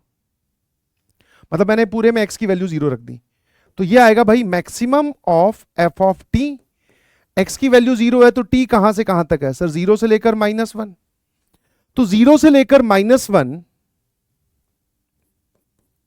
Minus 1 पे सर ये वाली वैल्यू आपके पास में 3 आएगी। तो अगर आप t की वैल्यू 0 से लेकर माइनस 1 ले रहे हो तो ग्राफ आएगा इतना। इस पूरे में इसकी मैक्सिमम वैल्यू कितनी है, मैक्सिमम वैल्यू दैट इज 3। तो क्या मैं ये बोल सकता हूं कि सर ये पूरी की पूरी सॉल्व करने के बाद में वैल्यू आ गई 3। मैक्सिमम समझ में आता ना, कि उस उतने पोर्शन के लिए उस ग्राफ की सबसे हाईएस्ट पॉइंट कौन सा है। मिनिमम होता तो सबसे लोवेस्ट पॉइंट देखते। ये तो मैं आपको वैल्यू पुटिंग से जा रहा हूं एकदम। फिर मैंने बोला कि x की वैल्यू हाफ रख देते हैं, तो x की जगह हाफ रखा तो g ऑफ हाफ, t की जगह कुछ नहीं रखेंगे, वो तो वैल्यू डिसाइड होगी। f ऑफ t की मैक्सिमम वैल्यू, जब आप x की जगह हाफ रखते हो तो ये आ जाएगा माइनस हाफ से लेकर हाफ तक। तो अब की बार मुझे ग्राफ जो है वो माइनस हाफ से लेकर हाफ तक बनाना है, तो माइनस हाफ यहां और हाफ यहां। इस इतने पोर्शन के लिए ग्राफ बनेगा इतना, इस इतने के लिए इस ग्राफ की मैक्सिमम वैल्यू कहां आ रही है सर? फिर से माइनस हाफ पर। कहां पर आ रही है भाई? फिर से माइनस हाफ पर, है ना? तो मैं ये बोल सकता हूं कि दिस इज नथिंग बट, ये पूरा सॉल्व करने के बाद में हमारे पास में फंक्शन की value F of minus half I, और एफ ऑफ माइनस हाफ कितना वो यहां रखोगे तो सर ये हो जाएगा 2, है ना? है ना? F of minus half is nothing but 2।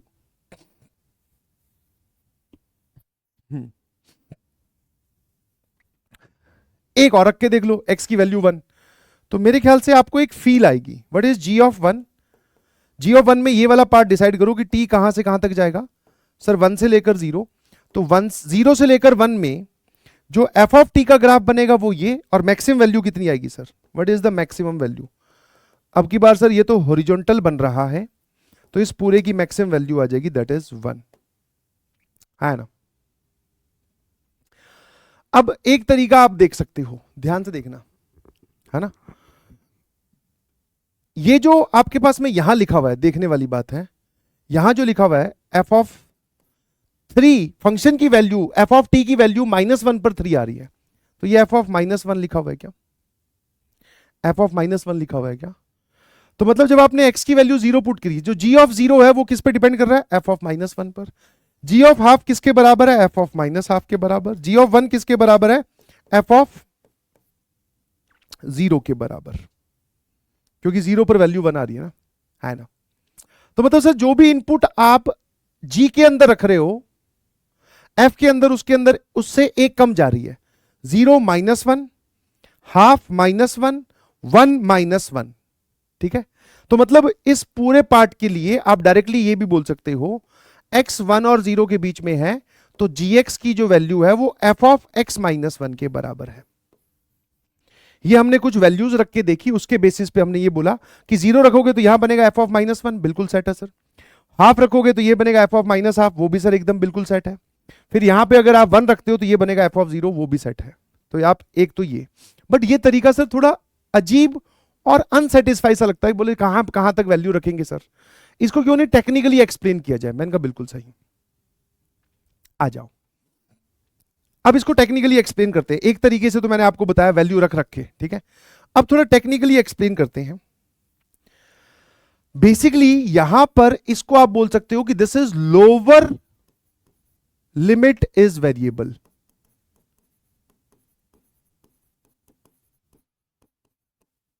है ना? Lower limit is variable. अब अगर x 0 से 1 जा रहा है, समझने वाली बात है, x 0 से 1 जा रहा है, एक बार अगर मैं इसमें x की वैल्यू 0 रखता हूं, ठीक है, समझना जरा, अगर मैं इसमें x की वैल्यू 1 रख रहा हूं, सॉरी x की वैल्यू 0 रख रहा हूं, सबसे छोटी वैल्यू यही है, तो t जो है वो 0 और -1 के बीच में होगा। और अगर मैं इसी में ही x की वैल्यू एक बार 1 रखता हूं, सबसे बड़ी वैल्यू, तो t जो है वो 1 और 0 के बीच में होगा। मैंने कहा ईमानदारी से देखकर बता, t कहां से कहां तक वेरी कर रहा है? t कहां से कहां तक? सर -1 से लेकर 1 तक वेरी कर रहा है। मतलब t की जो स्लाइडिंग विंडो है, t यहां से लेकर यहां तक वेरी कर रहा है। पहली बात नक्की हुई। कैसे डिसाइड करते हैं सर t कहां से कहां तक जाएगा? वो तो कुछ नहीं, x की सबसे छोटी वैल्यू रख के देख लो और x की सबसे बड़ी वैल्यू रख के देख लो, तो आपको पता चल जाएगा t कहां से कहां तक जा रहा है। दूसरा पॉइंट ध्यान दीजिएगा प्लीज, इन दोनों में डिफरेंस कितने का है? इन दोनों में डिफरेंस कितने का है? जो आपने ये लोअर लिमिट और अपर लिमिट दिए, इन दोनों में डिफरेंस है 1 का, ठीक है? मतलब आप कोई भी x की वैल्यू सोचोगे, जैसे फॉर एग्जांपल आपने x की वैल्यू हाफ रखी, तो t की लिमिट -हाफ से हाफ जा रही है, इसमें x की जगह हाफ रख के देखो, तो मतलब इसकी जो स्लाइडिंग विंडो है वो 1 यूनिट की है। अब इसको फील करने की कोशिश करना, एक सेकंड, इसको फील करने की कोशिश करना कि मैं इनपुट्स को वेरी कर रहा हूं, -1 से लेफ्ट में नहीं जाऊंगा, 1 के राइट में नहीं आऊंगा, कोई भी x की वैल्यू मैं डिसाइड करूंगा, उसके बाद में यहां से 1 यूनिट की डिस्टेंस का एक इंटरवल जनरेट होगा जिसके ऊपर फंक्शन का ग्राफ बनेगा, है ना। चाहे आप ये वाला ले लो चाहे ये ले लो, कोई दिक्कत नहीं है, ऐसे भी चलेगा, ठीक है ना। जैसे ये वाला हो गया, तो जैसे ही आप ये डिसाइड करोगे उसके बाद में सर हम उतना ही पोर्शन ग्राफ का बनाएंगे और उसमें मैक्सिमम पार्ट डिसाइड करेंगे। अब की बार आपके पास सहूलियत क्या है कि इस इतने पोर्शन के लिए ग्राफ है नॉन डिक्रीजिंग। नॉन डिक्रीजिंग का मतलब समझाता है बेटा कि graph, sorry non increasing. Non increasing मतलब कि ग्राफ डिक्रीज किया और कांस्टेंट हो गया। अब इस स्लाइडिंग विंडो को आप कहीं पर भी लेके जाओ, कहीं पर भी, मैं पूछ रहा हूं कि इस इतने पूरे पोर्शन में इसकी मैक्सिमम वैल्यू कब आएगी? सर लेफ्ट वाले पॉइंट पे आएगी। हाँ, हमेशा फंक्शन की मैक्सिमम वैल्यू, जैसे आपने इतना ग्राफ बनाया, इतने ग्राफ के लिए सर इस पॉइंट पे आएगी मैक्सिमम वैल्यू। फिर आपने सर ये स्लाइडिंग वाला पार्ट इधर और ले गए, फिर आपने सर इतना ग्राफ बनाया, अभी भी मैक्सिमम वैल्यू इस इतने पोर्शन पे लेफ्ट वाले पे आ रही है। हाँ ना, क्या ये बात क्लियर हुई? बोलो भाई, क्या ये बात क्लियर हुई? हाँ सर। तो ये जो हमें फंक्शन की वैल्यू दे रहा है एफ ऑफ टी, ये इस लेफ्ट वाले पे दे रहा है सर, क्योंकि फंक्शन क्या है, फंक्शन ऐसा नहीं है कि आप रट लो इसको कि हमेशा के लिए ये लेफ्ट वाले पे आएगी, नहीं भाई। अब की बार फंक्शन जो है वो नॉन इंक्रीजिंग है, कि डिक्रीज किया और कांस्टेंट हो गया, इसलिए जो लेफ्ट वाला पॉइंट है उस पे मैक्सिमम वैल्यू आ रही है। तो आई कैन डायरेक्टली से कि g x is nothing but f of x minus one, कि इस लेफ्ट वाले पार्ट पर इस f की जो वैल्यू है वही gx की वैल्यू है। कैसा लगा? है ना, इस लेफ्ट वाले पार्ट पर, लेफ्ट बाउंड्री जो है उस पर जो फंक्शन की वैल्यू है f की, वही g की वैल्यू है, और x की वैल्यू है जी 0 और 1 के बीच में। और कुछ कुछ आपने यहां से भी आइडिया ले लिया था, but that method is not suggested at all कि आप उसको हमेशा लगा कर देखें, ठीक है। इस पे क्लैरिटी थोड़ी कम आई है, इसको और क्लैरिफाई करेंगे, अभी एक एग्जांपल और लेके आऊं। बस F of x minus one का ग्राफ बना लो। अच्छा, अब x में से 1 घटाया है तो 1 यूनिट से ग्राफ को इधर शिफ्ट कर दो यार। x माइनस वन का ग्राफ क्या हो जाएगा, और 3 माइनस एक्स का, gx का ग्राफ मुझे बनाना है ना। तो 0 से लेकर 1 तक F of x minus one का ग्राफ बना लो, या फिर एफ ऑफ 0 कितना आएगा, एफ ऑफ माइनस वन, तो वो 1 वाला पॉइंट 1 यूनिट से इधर आ गया, और ये जब आप x की वैल्यू 1 रखोगे तो एफ ऑफ 0 आ जाएगा, तो ये वाला ग्राफ। तो 0 से लेकर 1 वाला जो पोर्शन है ना, उसमें ग्राफ बनेगा f of x minus one का।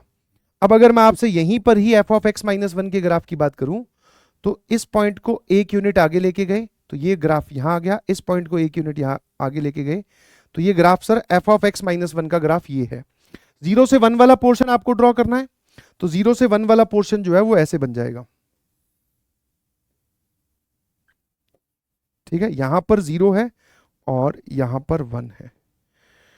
This is the graph of F of x minus one. अब अगर मैं आपसे पूछूं कि एफ 1 पर वैल्यू कितनी आ रही है, that is F of 0, F of 0 कितना है 1, और 0 पर वैल्यू कितनी आ रही है sir, F of minus one, जो कि कितना है 3। अब 1 से लेकर 2, यहां पे इक्वालिटी थी और यहां पे इक्वालिटी नहीं है। 1 पर वैल्यू कितनी आ रही है भाई, 1 रखोगे तो सर यहां पर वैल्यू आएगी 2, और इस पे हॉलो सर्कल, तो 1 पर वैल्यू आ गई सर 2, 2 पर वैल्यू आ रही है सर कितनी 1, है ना। x की वैल्यू 2 रखी तो एक स्ट्रेट लाइन ही है, तो ऑब्वियसली तो इसका स्लोप -1 है और इसका स्लोप भी उसका -2 है, तो ये कुछ ऐसा आ जाएगा, कोई बात नहीं। और 2 पर वैल्यू कितनी आ रही है सर, दैट इज 1।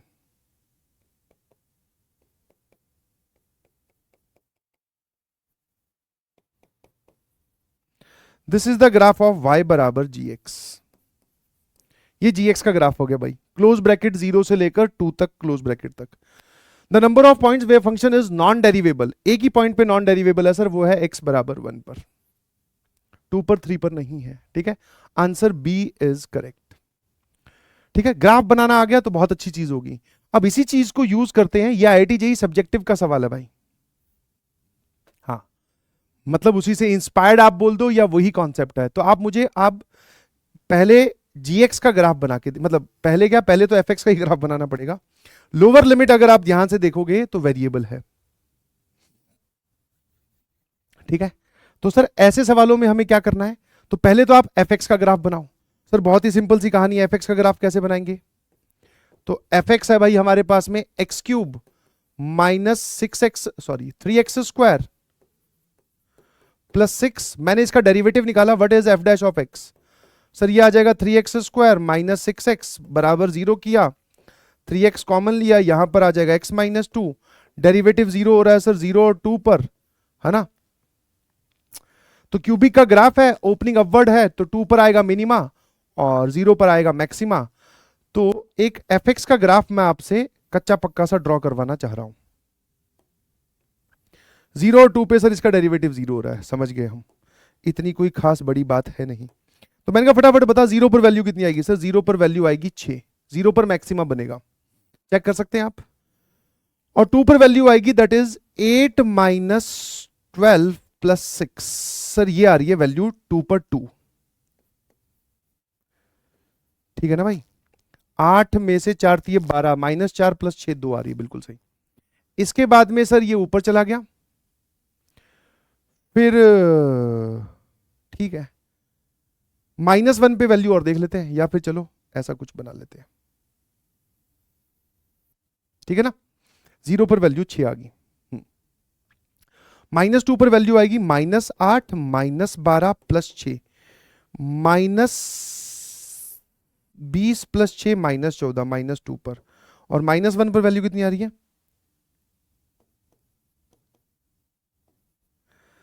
-1 पर वैल्यू आ रही है भाई 3, ठीक है? तो -1 पर इसकी वैल्यू, ये तो 2 है, इससे ऊपर यहां कहीं होगी, ठीक है? वैसे इन सब की जरूरत है नहीं शायद, आ जाओ। तो ये हमारा एफ एक्स का ग्राफ तैयार हो गया sir, this is the graph of y बराबर एफ एक्स। बट सर हमें तो कुछ और करना है, तो पहले तो मैं आपको बोलूंगा कि भाई साहब अब की बार ये एग्जाम्पल लाने का लॉजिक क्या है, क्योंकि पिछली बार जो आपने सवाल सॉल्व किया उसमें ग्राफ बहुत ही आसान सा था कि डिक्रीज किया और फिर कांस्टेंट हो गया, तो इसलिए ये जो स्लाइडिंग इंटरवल हमारा था, जब भी लोअर लिमिट वेरिएबल हो जाए that means interval is sliding now, वरना अगर मैं लोअर लिमिट को कांस्टेंट कर दूं तो अब फिर 0 से लेकर ग्राफ चालू होगा, आगे बढ़ेगा, तो अब की बार स्लाइड नहीं होता, अब की बार सिर्फ बढ़ता है। बट जब लोअर लिमिट वेरिएबल हो जाती है दैट मींस अब इंटरवल स्लाइड कर रहा है, तो जब इंटरवल स्लाइड करता है इस केस में हम बच गए क्योंकि डिक्रीजिंग था और कांस्टेंट हो गया, तो लेफ्ट मोस्ट पॉइंट पे ही सर उसकी सबसे बड़ी वैल्यू आ रही थी, इसलिए हमने डायरेक्टली लिख दिया कि g of x is f of x minus 1। अब की बार क्या है सर, इंटरवल तो स्लाइडिंग है, ये देखो ध्यान से, इंक्रीज भी कर रहा है डिक्रीज भी कर रहा है, तो अब की बार आपको देखना पड़ेगा, है ना? और इसको इसी तरीके से देखो, ठीक है? आज के बाद इसको आप क्या बोलोगे? This is nothing but sliding interval. दोनों लिमिट वेरिएबल होने का मतलब हो गया स्लाइडिंग इंटरवल। वो इंटरवल की लेंथ कितनी है, मतलब कितना पोर्शन? सर x+2 और x+1 का डिफरेंस है, 1 यूनिट की लेंथ है, मतलब वो स्लाइडिंग इंटरवल जो है वो 1 यूनिट का है, समझ में आया? ऐसा नहीं है कि एक पॉइंट यहां है तो दूसरा पॉइंट यहां होगा, इंटरवल की जो विड्थ है वो ये डिसाइड कर रहे हैं, हमेशा डिफरेंस 1 का ही होगा, ठीक है? अब मुझे एक बात बताओ, हमें चाहिए मैक्सिमम वैल्यू, तो एक बच्चे ने बोला कि सर देखो इसको सिंपल भाषा में, जब तक ग्राफ इंक्रीज कर रहा है, अगर देखना जरा, वो स्लाइडिंग इंटरवल 1 यूनिट का मैंने ऐसे बना दिया, सोच के बताना, अगर आप यहीं पर ही स्लाइड कर रहे हो तो मैक्सिमम वैल्यू आएगी सर राइट मोस्ट पॉइंट पे। अगर आप इन दोनों पॉइंट्स के बीच में स्लाइड कर रहे हो, मतलब 0 बीच में आ रहा है, मतलब 0 बीच में आ रहा है, तो मैक्सिमम वैल्यू आएगी सर f ऑफ 0 पर 6, क्योंकि ये बीच में मैक्सिमा बन रहा है। और अगर आप इस तरफ आके स्लाइड कर रहे हो 0 के राइट में, तब मैक्सिमम वैल्यू कहां आएगी? फिर लेफ्ट वाले पर। समझो समझो समझो।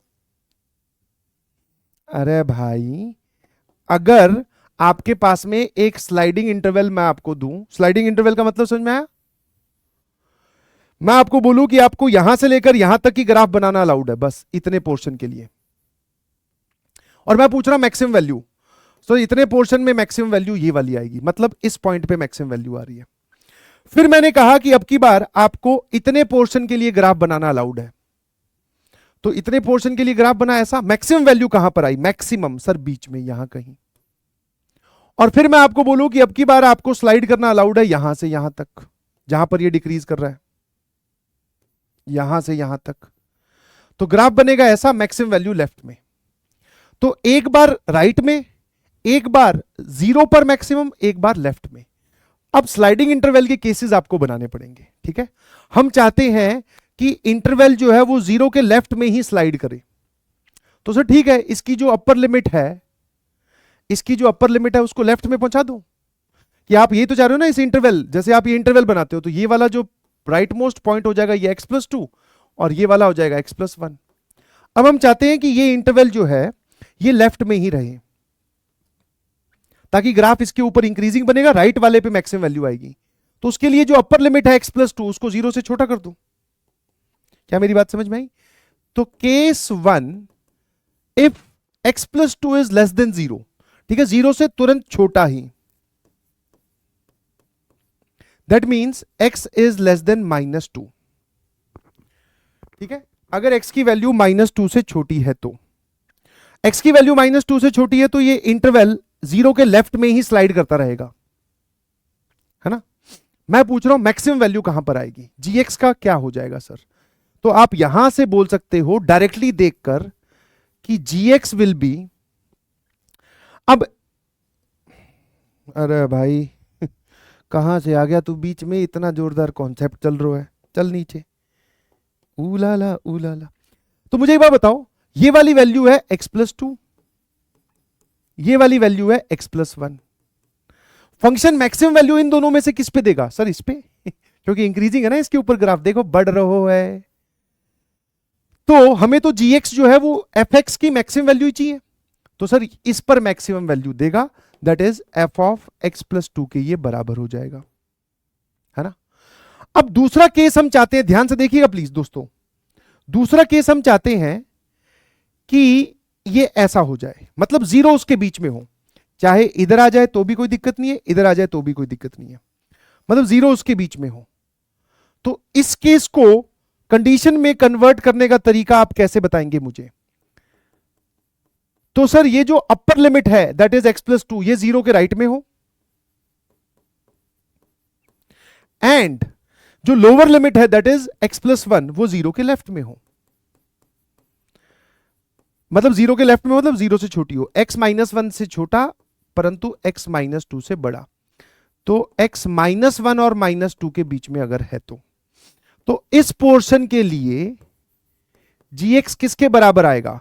मान लो आपने इतना ही पोर्शन ड्रॉ किया, इसमें मैक्सिमम वैल्यू कहां आ रही है सर? जीरो पर, ठीक है। तो gx is nothing but maximum of fx, that is this, f of 0 he maximum value होगी सर, है ना। फिर आ जाते हैं हम सर केस 3 पर। फिर क्या आ जाते हैं सर? हम केस 3 पर आ जाते हैं। केस 3 में अब हम चाहते हैं कि ये इंटरवल इसके राइट में स्लाइड करे।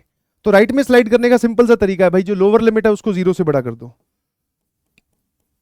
मतलब when x is greater than -1, है ना। अच्छा एक और चीज, ये t कहां से कहां तक, मतलब ऐसे ये घूम तो सकता है, ये ऐसे घूमता तो रहेगा, वो तो ठीक है चलो, बट सर इसकी भी एक रेंज है जो कि x डिसाइड करता है। जैसे फॉर एग्जांपल मैंने आपको यहां बताया था कि t -1 और 0 जब आपने x की सबसे छोटी वैल्यू रखी, और t 0 और 1 जब आपने x की सबसे बड़ी वैल्यू रखी।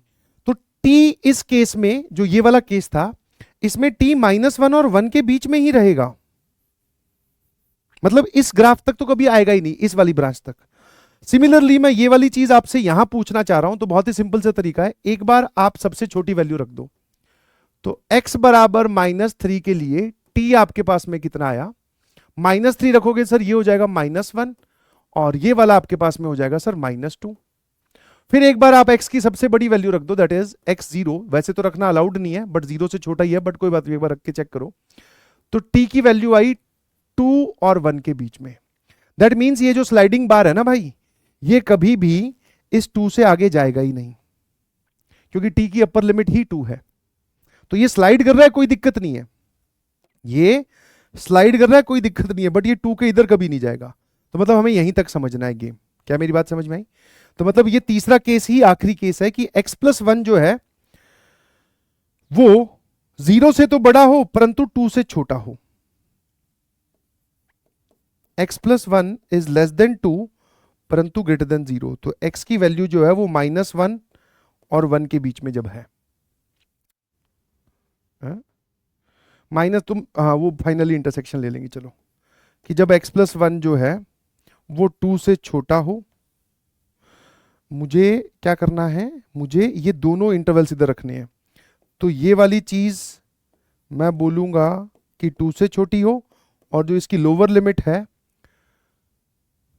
एक सेकेंड, अपर लिमिट है जी x प्लस 2, वो 2 से छोटी हो। ये वाली चीज x प्लस 2 है, ये वाली चीज x प्लस 1 है। मैं चाहता हूं अगर ये इंटरवल यहीं स्लाइड करे तो x प्लस 1 जो है वो 0 से बड़ा होना चाहिए।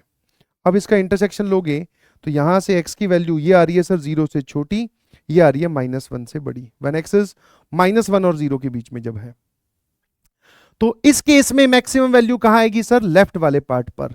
तो क्या मैं डायरेक्टली बोल सकता हूं कि gx is nothing but f of, left वाला जो पार्ट है वो है f ऑफ x प्लस 1, है ना?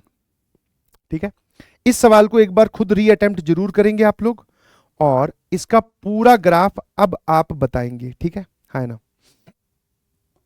आ जाइए भाई, इसका फुल एंड फाइनल लिख लेते हैं अब अपने, है?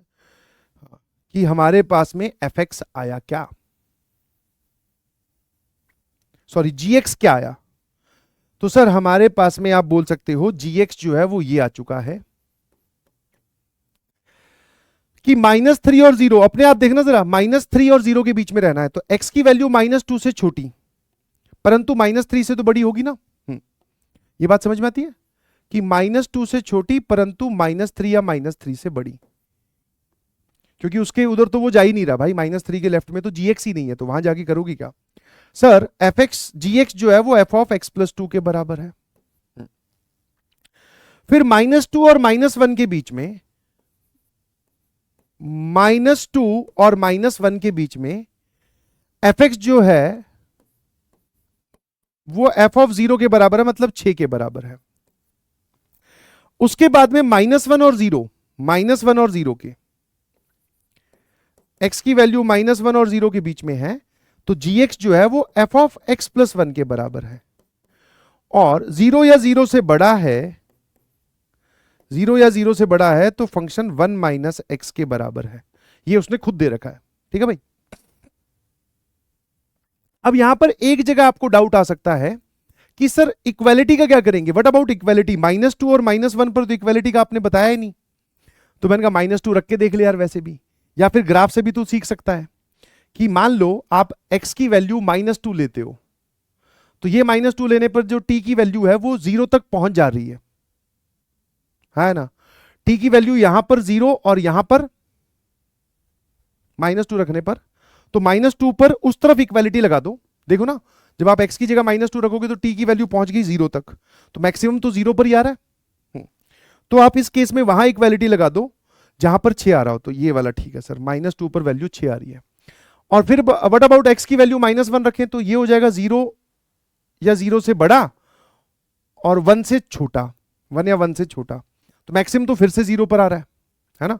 तो इसमें यहां पर इक्वालिटी लगा दो, क्योंकि जब मैं x की वैल्यू -1 रख रहा हूं तो t की वैल्यू 0 और 1 के बीच में है, 0 पर भी इंक्लूडेड मतलब इक्वालिटी, और 1 पर भी इक्वालिटी। तो t की वैल्यू 0 पर सबसे बड़ी वैल्यू आ तो रही है फंक्शन की, दैट इज 6, तो ये इन दोनों पे लगा दिया, ठीक है। और बस अब सर ये वाला जो है ये आपने फाइनली पूरा फंक्शन gx डिफाइन कर दिया। अब आप इसका ग्राफ बना सकते हैं with the help of cutouts. Cutout मतलब कि कुछ कुछ पोर्शन आपको fx का उठाना है, कुछ कांस्टेंट पार्ट बनेगा, कुछ एक स्ट्रेट लाइन बनेगी इस पार्ट के लिए, ठीक है। नाउ दिस इज, अब क्या हो जाएगा, डिब्बी, है ना। बहुत दिन से सर हम ये वाला जो शॉर्ट फॉर्म है ये मिस कर रहे थे, that is draw it by yourself, ठीक है। अब इसको आप खुद ड्रॉ कर सकते हैं। तो स्लाइडिंग इंटरवल वाला जो केस है वो मैंने अपनी तरफ से बहुत अच्छे से एक्सप्लेन करने की कोशिश की, आई होप आपको समझ में आया होगा, ठीक है ना। चलिए जी, एक कॉन्सेप्चुअल या सोचने वाला सवाल, दैट इज CTQ नंबर 7। इसमें क्या बोला गया है कि एक डिफरेंशिएबल फंक्शन है 0 से लेकर infinity, and suppose that as x approaches to infinity, क्योंकि जो चीज दे रखी है पहले उसको आप सही मानो। क्योंकि ऐसे सवालों में बच्चों से गलती सिर्फ यही होती है कि सर हमें यही नहीं समझ में आता कि दे क्या रखा है। जो दे रखा है वो सत्य है, समझ गए कि नहीं समझे? कि x को अगर आप इंफिनिटी लेके जाओ, मतलब राइट साइड में प्लस एक्स एक्सेस पे जब आप बढ़ोगे तो जो फंक्शन की वैल्यू है और उसके डेरिवेटिव की वैल्यू है, उन दोनों का सम एक फाइनाइट नंबर की तरफ अप्रोच कर रहा है, तभी ये लिमिट एग्जिस्टिंग दिखा रखी है ना? एक फाइनाइट नंबर की तरफ अप्रोच कर रहा है, मतलब इन दोनों का जो सम है वो फाइनाइट आ रहा है। तो मैंने कहा जितने भी तूने ग्राफ देखे हैं डिफरेंशिएबल फंक्शंस के, मतलब ग्राफ कॉन्टिन्यूअस बनना चाहिए, टूटना नहीं चाहिए, शार्प कॉर्नर नहीं बनने चाहिए, जीरो से इंफिनिटी वाले पार्ट में तूने कौन कौन से ग्राफ देखे हैं जीरो से इंफिनिटी में? सर मान लेते हैं एक ऐसा कुछ, क्योंकि हमें इंफिनिटी की तरफ जाना है ना। फिर मान लेते हैं सर ऐसा कुछ कि ऐसे घटता हुआ सर ये वाला, है ना। और फिर सर एक वैरायटी और हमने देखी है, एजिम्टोट वाला जो केस होता है, जैसे ऐसा कुछ मान लीजिए,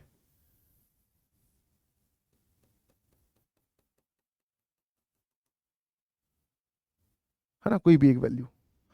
तो जब आप x इंफिनिटी की तरफ लेके जा रहे हो तो डिफरेंशिएबल यही हो सकते हैं। अब ये मत बोल देना कि सर ऐसे ऐसे करके इधर, मैं x इंफिनिटी की तरफ बोल रहा हूं, तो जब फंक्शन या x की वैल्यू इंफिनिटी जा रही है तो फंक्शन खुद इंफिनिटी जा रहा है, x की वैल्यू इंफिनिटी जा रही है तो फंक्शन माइनस इंफिनिटी जा रहा है। या फिर जब x की वैल्यू इंफिनिटी जा रही है, मतलब जब आप राइट हैंड साइड में मूव करते हो x एक्सिस पर, तो फंक्शन की वैल्यू एक कांस्टेंट नंबर की तरफ अप्रोच कर रही है। इन तीनों सिनेरियो में से कौन सा सिनेरियो इस चीज को सेट बैठ रहा है? सर ये वाला चीज रिजेक्टेड। मैंने कहा क्यों भाई? बोले सर उसने बोल रखा है कि फंक्शन की खुद की वैल्यू फाइनाइट होगी, क्योंकि दिस प्लस दिस पूरा फाइनाइट दे रखा है, तो ये भी फाइनाइट ये भी फाइनाइट है ना, डेरिवेटिव और ये सब। खुद सोचो, फंक्शन की वैल्यू खुद इस केस में इंफिनिटी जा रही है और धीरे धीरे ये ऊपर की तरफ जाएगा, तो इंफिनिटी पर डेरिवेटिव का स्लोप सर वो भी इंफिनिटी है ना। तो ये दो इंफिनिटी का सम कहां से फाइनाइट आ गया सर? मैं कहा बहुत बढ़िया, इसलिए ये वाला पार्ट रिजेक्टेड है ना। और उसने जो सवाल पूछा उसमें यह भी ध्यान देखना, मस्ट बी ट्रू, मस्ट की बात हो रही है। फिर सर इस केस में ये भी रिजेक्टेड। मैंने कहा क्यों भाई? क्योंकि जब आप x को इंफिनिटी की तरफ लेके जा रहे हो तो फंक्शन की खुद की वैल्यू माइनस इंफिनिटी और स्लोप भी माइनस इंफिनिटी है ना, स्लोप भी माइनस इंफिनिटी। या फिर ऐसा भी हो सकता है कि सर ये प्लस इंफिनिटी ये माइनस इंफिनिटी दोनों को घटाकर ये, मतलब फंक्शन तो इंफिनिटी की तरफ जाए बट स्लोप उसका नेगेटिव हो। x को इंफिनिटी लेके जाना है, फंक्शन इंफिनिटी की तरफ जाए बट स्लोप नेगेटिव हो। अब ऐसा ग्राफ तो सोच पा रहे हो क्या कि वैल्यू इंफिनिटी की तरफ जाए, एक इंफिनिटी हो दूसरा माइनस इंफिनिटी, या तो दोनों माइनस इंफिनिटी हो रहे हैं या दोनों प्लस इंफिनिटी हो रहे हैं, ठीक है। अब सर ये वाला केस ठीक है। अब जब आप इसमें x को इंफिनिटी की तरफ लेके जाओगे तो फंक्शन की वैल्यू किस तरफ जा रही है? सर ये कोई भी वैल्यू है अल्फा, ये उस तरफ जाएगी, ठीक है ना। फंक्शन की वैल्यू किस तरफ जाएगी? अल्फा की तरफ। और उसके डेरिवेटिव का स्लोप धीरे धीरे, ये सर लाइन एजिम्टोट बन रही है, ये वाली जो लाइन है दिस इज नथिंग बट एजिम्टोट। तो अगर ये लाइन एजिम्टोट है तो ये ग्राफ इसको टच करने की कोशिश करेगा। इन्फिनिटी पे सिनेरियो इमेजिन करो कि ये इसको ऐसे इसके पैरेलल, तो हॉरिजॉन्टल लाइन के पैरेलल अगर ग्राफ इन्फिनिटी पे जाके होने वाला है तो उसका डेरिवेटिव किस तरफ अप्रोच करेगा सर? जीरो की तरफ। और alpha plus zero that is finite, और ये हमें एल दे रखा है, दैट मीन्स कि सर यही हमारा एल है, ठीक है। ये किसी वैल्यू एल की ओर ही जा रहा होगा, यही पॉसिबिलिटी है सर, है ना। तो अब ऑप्शन देख लो, एफ एक्स जीरो की तरफ जाएगा, एफ डैश एक्स एल की तरफ जाएगा, गलत बात। ये एल बाय टू, गलत बात। फंक्शन की वैल्यू एल की तरफ जाएगी, डेरिवेटिव जीरो की तरफ जाएगा, बिल्कुल सही बात सर। कैसा सवाल हो गया? कॉन्सेप्चुअल। कैसा सवाल हो गया? कॉन्सेप्चुअल, है ना। चलिए जी, 8 से लेकर 10 तक एक खतरनाक सा और दिखने वाला एक पैराग्राफ आपके सामने आया है। ग्रेटेस्ट इंटीजर, फ्रैक्शनल पार्ट और भी बहुत सारी चीजें, आर बाय एन फॉर्म और पता नहीं शायद क्या क्या लगने वाला है। तो एक बार आप उसको देख लीजिए ध्यान से। इतनी सारी मिस कॉल कहां से आ गई भाई? 1 2 3 4 5। चलो देख लीजिए आराम से कि कैसे सॉल्व करोगे और आगे बढ़ते हैं फिर, और क्या है ना। कितने सवाल हैं भाई आज? तो वो सवाल एक्सप्लेन करने के चक्कर में टाइम ज़्यादा लग गया। चलो कोई बात नहीं, आ जाओ। सर पहले वाले पार्ट को देखें कि limit n approaches to infinity, function x का है, लिमिट एन पे लगी हुई है, सिग्मा आर पे लगा हुआ है। तो पहले मैंने कहा एक्स को मुक्त करवा दो भाई, ठीक है। इसमें आप बोल सकते हो कि लिमिट भी दे रखी है, सिग्मा भी दे रखा है, तो सिग्मा लगा हुआ है एन पे, सॉरी लिमिट लगी हुई है एन पे, सिग्मा लगा हुआ है आर पे। तो सर एक्स को पहले बाहर निकालते हैं, ठीक है। सबसे पहले तो आप एक्स को मुक्त कीजिए, तो एफ एक्स है limit n approaches to infinity, this is p x upon n bracket के अंदर सिग्मा आर की वैल्यू 1 से लेकर n, डिनोमिनेटर में है r r plus one, numerator में है आर स्क्वायर प्लस ई की power minus x plus r minus one, और बॉक्स दे रखा है, और ये वाली चीज प्लस लैम्डा। बॉक्स का मतलब है greatest integer and fractional part function, बहुत बढ़िया। तो ये स्क्वायर बॉक्स हमारे वाले ही हैं। अब एक बात बताओ, बहुत ही सिंपल सी चीज पे उसने फोकस किया है। जो आप सिग्मा में ये आर की वैल्यू पुट करते हो, ये आर कैसा होता है सर? 1 पुट करोगे, 2 पुट करोगे, 3 पुट करोगे, तो आर तो इंटीजर होता है। अब जरा देखना, इस बॉक्स के अंदर जो ये लिखा हुआ है that is r square plus e की power minus x plus r minus one, उसमें से इतना और इतना पार्ट तो सर इंटीग्रल है ना। और इंटीजर की, ग्रेटेस्ट इंटीजर की प्रॉपर्टी होती है कि जो भी उसके अंदर इंटीजर रखा वो बाहर ले आओ, है ना। तो this is as same as r square plus r minus one plus greatest integer of minus x. तो न्यूमरेटर में आप बोल सकते हो कि ये ग्रेटेस्ट इंटीजर वाला बॉक्स किस पे बचा? सिर्फ इस पे। क्यों भाई? क्योंकि सर बाकी सब तो इंटीग्रल क्वांटिटी वो एज इट इज बाहर निकल जाएंगी। अच्छा, अब ध्यान से देखो, एक्स के भी इलाज कर देते हैं। एक्स 0 से बड़ा है, अगर x 0 से बड़ा है तो e की पावर माइनस एक्स कहां से कहां तक होगा? आई बिलीव आपको इसका ग्राफ पता होगा। x अगर 0 से बड़ा है तो ग्राफ बन रहा है 0 और 1 के बीच में। अब 0 से लेकर 1 के बीच में लाई करने वाले किसी भी नंबर का ग्रेटेस्ट इंटीजर होता है जी 0। तो सर ये ग्रेटेस्ट इंटीजर इस पे बचा, पर ये 0 हो गया। कैसा लगा? ठीक है, हाँ है ना। ऊपर क्या बच रहा है sir? This is nothing but r square plus r minus one upon r square plus r, या r into r plus one. Sigma r की वैल्यू 1 से लेकर n, यहां पर लिखा हुआ है पी एक्स अपॉन एन, ये वाली चीज चल रही है, और n पर इंफिनिटी। ठीक है भाई। अब स्प्लिट द डिनोमिनेटर, जब आप इसको इसके नीचे लेके जाओगे तो sir r square plus r upon r square plus r, ये आ जाएगा 1 minus 1 upon r into r plus one, जिसको 1 by r minus 1 upon r plus one लिख सकते हो। कहीं पर भी आपको 1 upon r into r plus one दिखाई देता है तो this is 1 upon r minus 1 upon r plus one, है ना। तो बस वही minus 1 upon r into r plus one था, तो माइनस 1 बाहर, 1 अपॉन ये वाली चीज। ठीक है, अब इस पे लगा हुआ है सर सिग्मा आर की वैल्यू 1 से लेकर n। मैंने कहा अब ये सिग्मा सॉल्व कर दे भाई। तो ये सिग्मा सॉल्व करने पर क्या आएगा सर? सिग्मा इस पे लगेगा तो दैट इज 1, और इस पे क्या हो जाएगा जरा देखना, यहां पर टेलीस्कोपिक मेथड ऑफ डिफरेंस, जब 1 डालोगे तो 1 माइनस 1/2, फिर 1/2 माइनस 1/3, ऐसे चलता जाएगा। और फाइनली जब आप n पुट करोगे तो 1/n minus 1 upon n plus one. काटा पीटी यहां पे हो रही है, तो ये बचेगा sir 1 minus 1 upon n plus one. तो basically sir this is nothing but 1 upon n plus one, है ना। ये पूरा का पूरा कितना आ गया? 1 अपॉन n प्लस वन।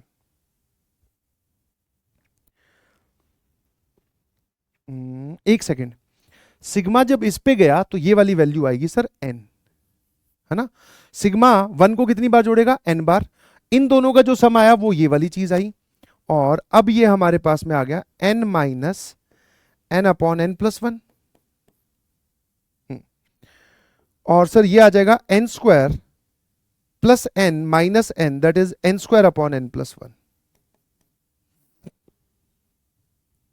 ठीक है भाई, और बाहर था पी एक्स अपॉन एन, और limit n approaches to infinity. तो ये वाली पूरी चीज समझाने के बाद में मैं इसकी जगह पूरा का पूरा, अब देख x को तो बाहर ले जा, बिकॉज x का कोई खेल है नहीं, p और x दोनों को बाहर ले गए। Limit n approaches to infinity, ये वाली पूरी चीज सॉल्व करने के बाद में बच रही है n square upon n plus one, और बाहर एक n ये भी था, है ना। और प्लस लैम्डा को भूलना मत। अब सर यहां से भी n कॉमन ले लो, n square cancel, limit n approaches to infinity, ये वाली पूरी वैल्यू 1 लिखी हुई है। तो बेसिकली ये पूरा सिंप्लीफाई करने के बाद में, सारा खेल सिंप्लीफिकेशन का है, ये पूरा लिखा हुआ है बेटा px, क्यों px बाहर था, इस पूरे की वैल्यू 1 और साथ में लैम्डा एडिशन में था, तो ये हो गया px प्लस लैम्डा। दो तीन छोटी छोटी चीजें घुसा दी गई हैं, ग्रेटेस्ट इंटीजर की प्रॉपर्टी, फिर इसकी वैल्यू 0 होना और वो सब बातें, ठीक है, हाँ ना। ये वाला तो ठीक है सर, अब इस पे आ जाओ, ये हटा दूं पूरा क्या, हाँ आ जाइए। तो अब इस पे आ जाओ भाई, ये क्या है सर, ये फ्रैक्शनल पार्ट के अंदर है। अब सर हम दिमाग लगाना सीख गए हैं। फ्रैक्शनल पार्ट की प्रॉपर्टी होती है ये भी इंटीजर, ये भी इंटीजर, ये भी इंटीजर, बिकॉज आर जो पुट करोगे वो इंटीजर ही होगा। फ्रैक्शनल पार्ट की प्रॉपर्टी होती है सर वो उसको गायब भी कर देता है। फ्रैक्शनल पार्ट की प्रॉपर्टी क्या होती है कि उसके अंदर जो फंसा हुआ इंटीजर है उसको वो गायब ही कर देगा। अब सर वापस अगर x नेगेटिव है तो e की पावर x किसके बीच में है, 0 और 1 के बीच में। x नेगेटिव है, e की पावर x का ग्राफ ये वाला, और 0 और 1 के बीच में किसी भी नंबर का फ्रैक्शनल पार्ट वो नंबर खुद ही होता है। तो बेसिकली सर ये जो सेकंड वाला पार्ट है वो क्या आ गया, limit n approaches to infinity sigma r की वैल्यू 1 से लेकर n e की पावर x अपॉन r into r plus 1। e की पावर x को निकालो बाहर, 1 upon r into r plus 1 को ये लिखोगे, इसको सिंप्लीफाई करोगे तो ये आपके पास में कितना आ जाएगा भाई, 1 माइनस 1 अपॉन n प्लस 1। इसका एलसीएम लोगे तो सर ये आ जाएगा n अपॉन n प्लस 1। ठीक चल रहा हूं शायद। और यहां लिखा हुआ है limit n approaches to infinity n upon n plus 1। ये वैल्यू फिर से 1 लिखी हुई है। सर हमारा जो फंक्शन fx है वो सिंप्लीफाई हो गया। ये पूरा का पूरा e की पावर x लिखा हुआ है सर। ये क्या लिखा हुआ है, e की पावर x। अब क्या बोल रहा है, is differentiable in x belongs to r। वो बोल रहा है डिफरेंशिएबल है भाई, डिफरेंशिएबल है तो कॉन्टिन्यूअस भी होगा। अब मेरे ख्याल से आप ये सवाल कर लोगे। तो ये दे रखा है px प्लस लैम्डा, ये दे रखा है q, ये दे रखा है e की पावर x, ये x बराबर 0 पर, ये x की वैल्यू 0 से छोटे पर, और ये x की वैल्यू 0 से बड़े पर। चलो भाई यहां से आप देखोगे लेफ्ट हैंड लिमिट 0 से छोटे पर इसकी वैल्यू आ रही है 1, फंक्शन की वैल्यू q, और राइट हैंड लिमिट जो है वो आ रही है सर लैम्डा।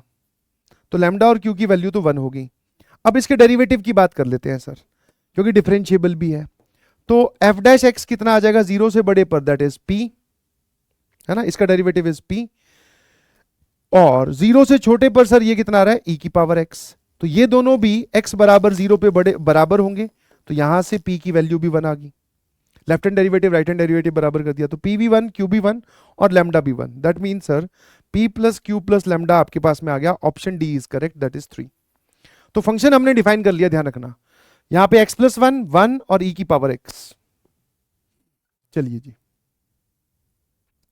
fx जो है वो सर क्या हो गया हमारे पास में, x प्लस 1 1 और e की power x for x negative, for x equals to 0, for x positive. अब वो बोल रहा है कि डेरिवेटिव करके ये वैल्यूज पुट करनी है, तो हमें तो सर पॉजिटिव नेगेटिव देखनी पड़ेगी। ln2 कैसी वैल्यू है सर, ln2 एक पॉजिटिव वैल्यू है। ln हाफ कैसी वैल्यू है सर, नेगेटिव वैल्यू है। ln3 अपॉन 2 का ln3 upon 4। Obviously sir ln x के ग्राफ में वैल्यू 1 की अगर लेफ्ट में है इनपुट तो वैल्यू नेगेटिव आती है लॉग की, उस पे 1 के राइट की है तो सर वैल्यू पॉजिटिव आएगी। तो सर ये वाली वैल्यू भी नेगेटिव हुई। अब इसके आगे की सारी वैल्यूज जो है वो नेगेटिव है। दैट मीन जब आप x की वैल्यू नेगेटिव पुट कर रहे हो तो इसको डिफरेंशिएट करना है, फिर इसमें वो x रखना, और जब आप x की वैल्यू पॉजिटिव पुट कर रहे हो तो सर इसको डिफरेंशिएट करना है। ठीक है, हाँ है ना। तो मैंने कहा देख भाई इस केस में f dash for x positive, f dash x कितना आ जाएगा 1। तो यहीं से आप बोल सकते हो f डैश ऑफ ln2 कितना आ जाएगा, वो भी 1। क्यों, क्योंकि सर ये तो कांस्टेंट आ रहा है ना। For x negative f dash of x कितना आ जाएगा सर, दैट इज e की पावर x। अब जैसे मान लो मैं आपसे पूछूं कि f dash of ln a कितना होगा, दैट मीन सर e की पावर ln a, तो ये जवाब तो a ही आ रहा है, क्योंकि आप जो भी नेगेटिव वैल्यू आप रख रहे हो लॉग के फॉर्म में वो रखी तो e की पावर में जा रही है, तो ये तो सिंप्लीफाई होकर वापस से a आ जाएगा। तो मैंने पूछा ये जो सीरीज आपको दे रखी है, let's say this series is s, तो इसकी वैल्यू कितनी आएगी सर, दैट इज 1। इसकी वैल्यू कितनी आएगी सर, ये नेगेटिव है ln हाफ, तो ये इसके अंदर रखा जा रहा है। अगर आप ln a रखते हो तो वैल्यू a आ रही है, ln हाफ रखोगे तो वैल्यू हाफ आएगी। सर ये अगली वैल्यू आएगी 3/2 स्क्वायर, ये आएगा 5/2 cube. Now sir this is nothing but एक AGP बन गई है सर। हाफ से मल्टीप्लाई करके सब्ट्रैक्ट कर दीजिए, तो s/2 कितना हो जाएगा सर, यहां पर 0, दिस इज हाफ, 1/2 का स्क्वायर, 3/2 का क्यूब, और मैंने ऐसे इंफिनिटी में घटा दिया। जैसे ही घटाऊंगा तो यहां पे आ जाएगा s/2, दिस इज 1, ये 0, ये 1/2 स्क्वायर, ये 2/2 क्यूब, फिर ये कितना आ जाएगा भाई, 1 3 5, यहां पर होगा 7 और यहां होगा 5, तो 2/2 की पावर 4, ऐसे चलता जाएगा ये, है ना। अब ये वाली चीज ध्यान से देखोगे तो सर ये एक जीपी, इनफाइनाइट जीपी का सम लिखा हुआ है ना, ये एक इनफाइनाइट जीपी का सम लिखा हुआ है, और क्या है, जिसकी पहली टर्म है 1/4, कॉमन रेशियो है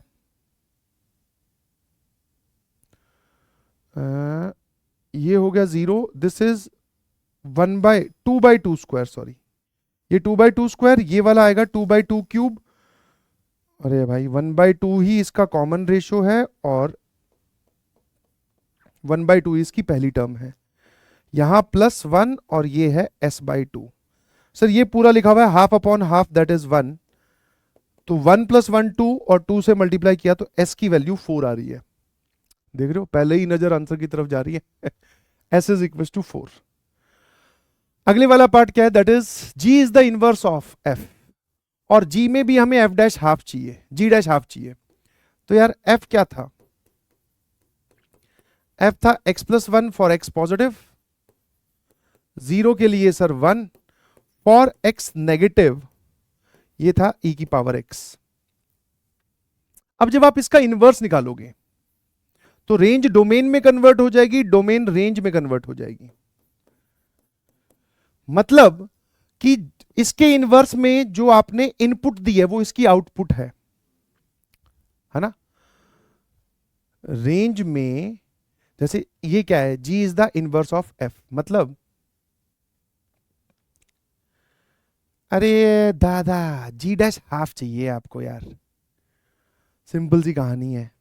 ये वाला फॉर्मूला पता है क्या, g of fx is equal to x, तो g' of fx is 1/f' of x। अब अगर आपको यहां पर हाफ बनाना है तो fx बराबर हाफ वाली चीज आप देख लो, ठीक है, वो कौन सा x है वो आपको रखना है।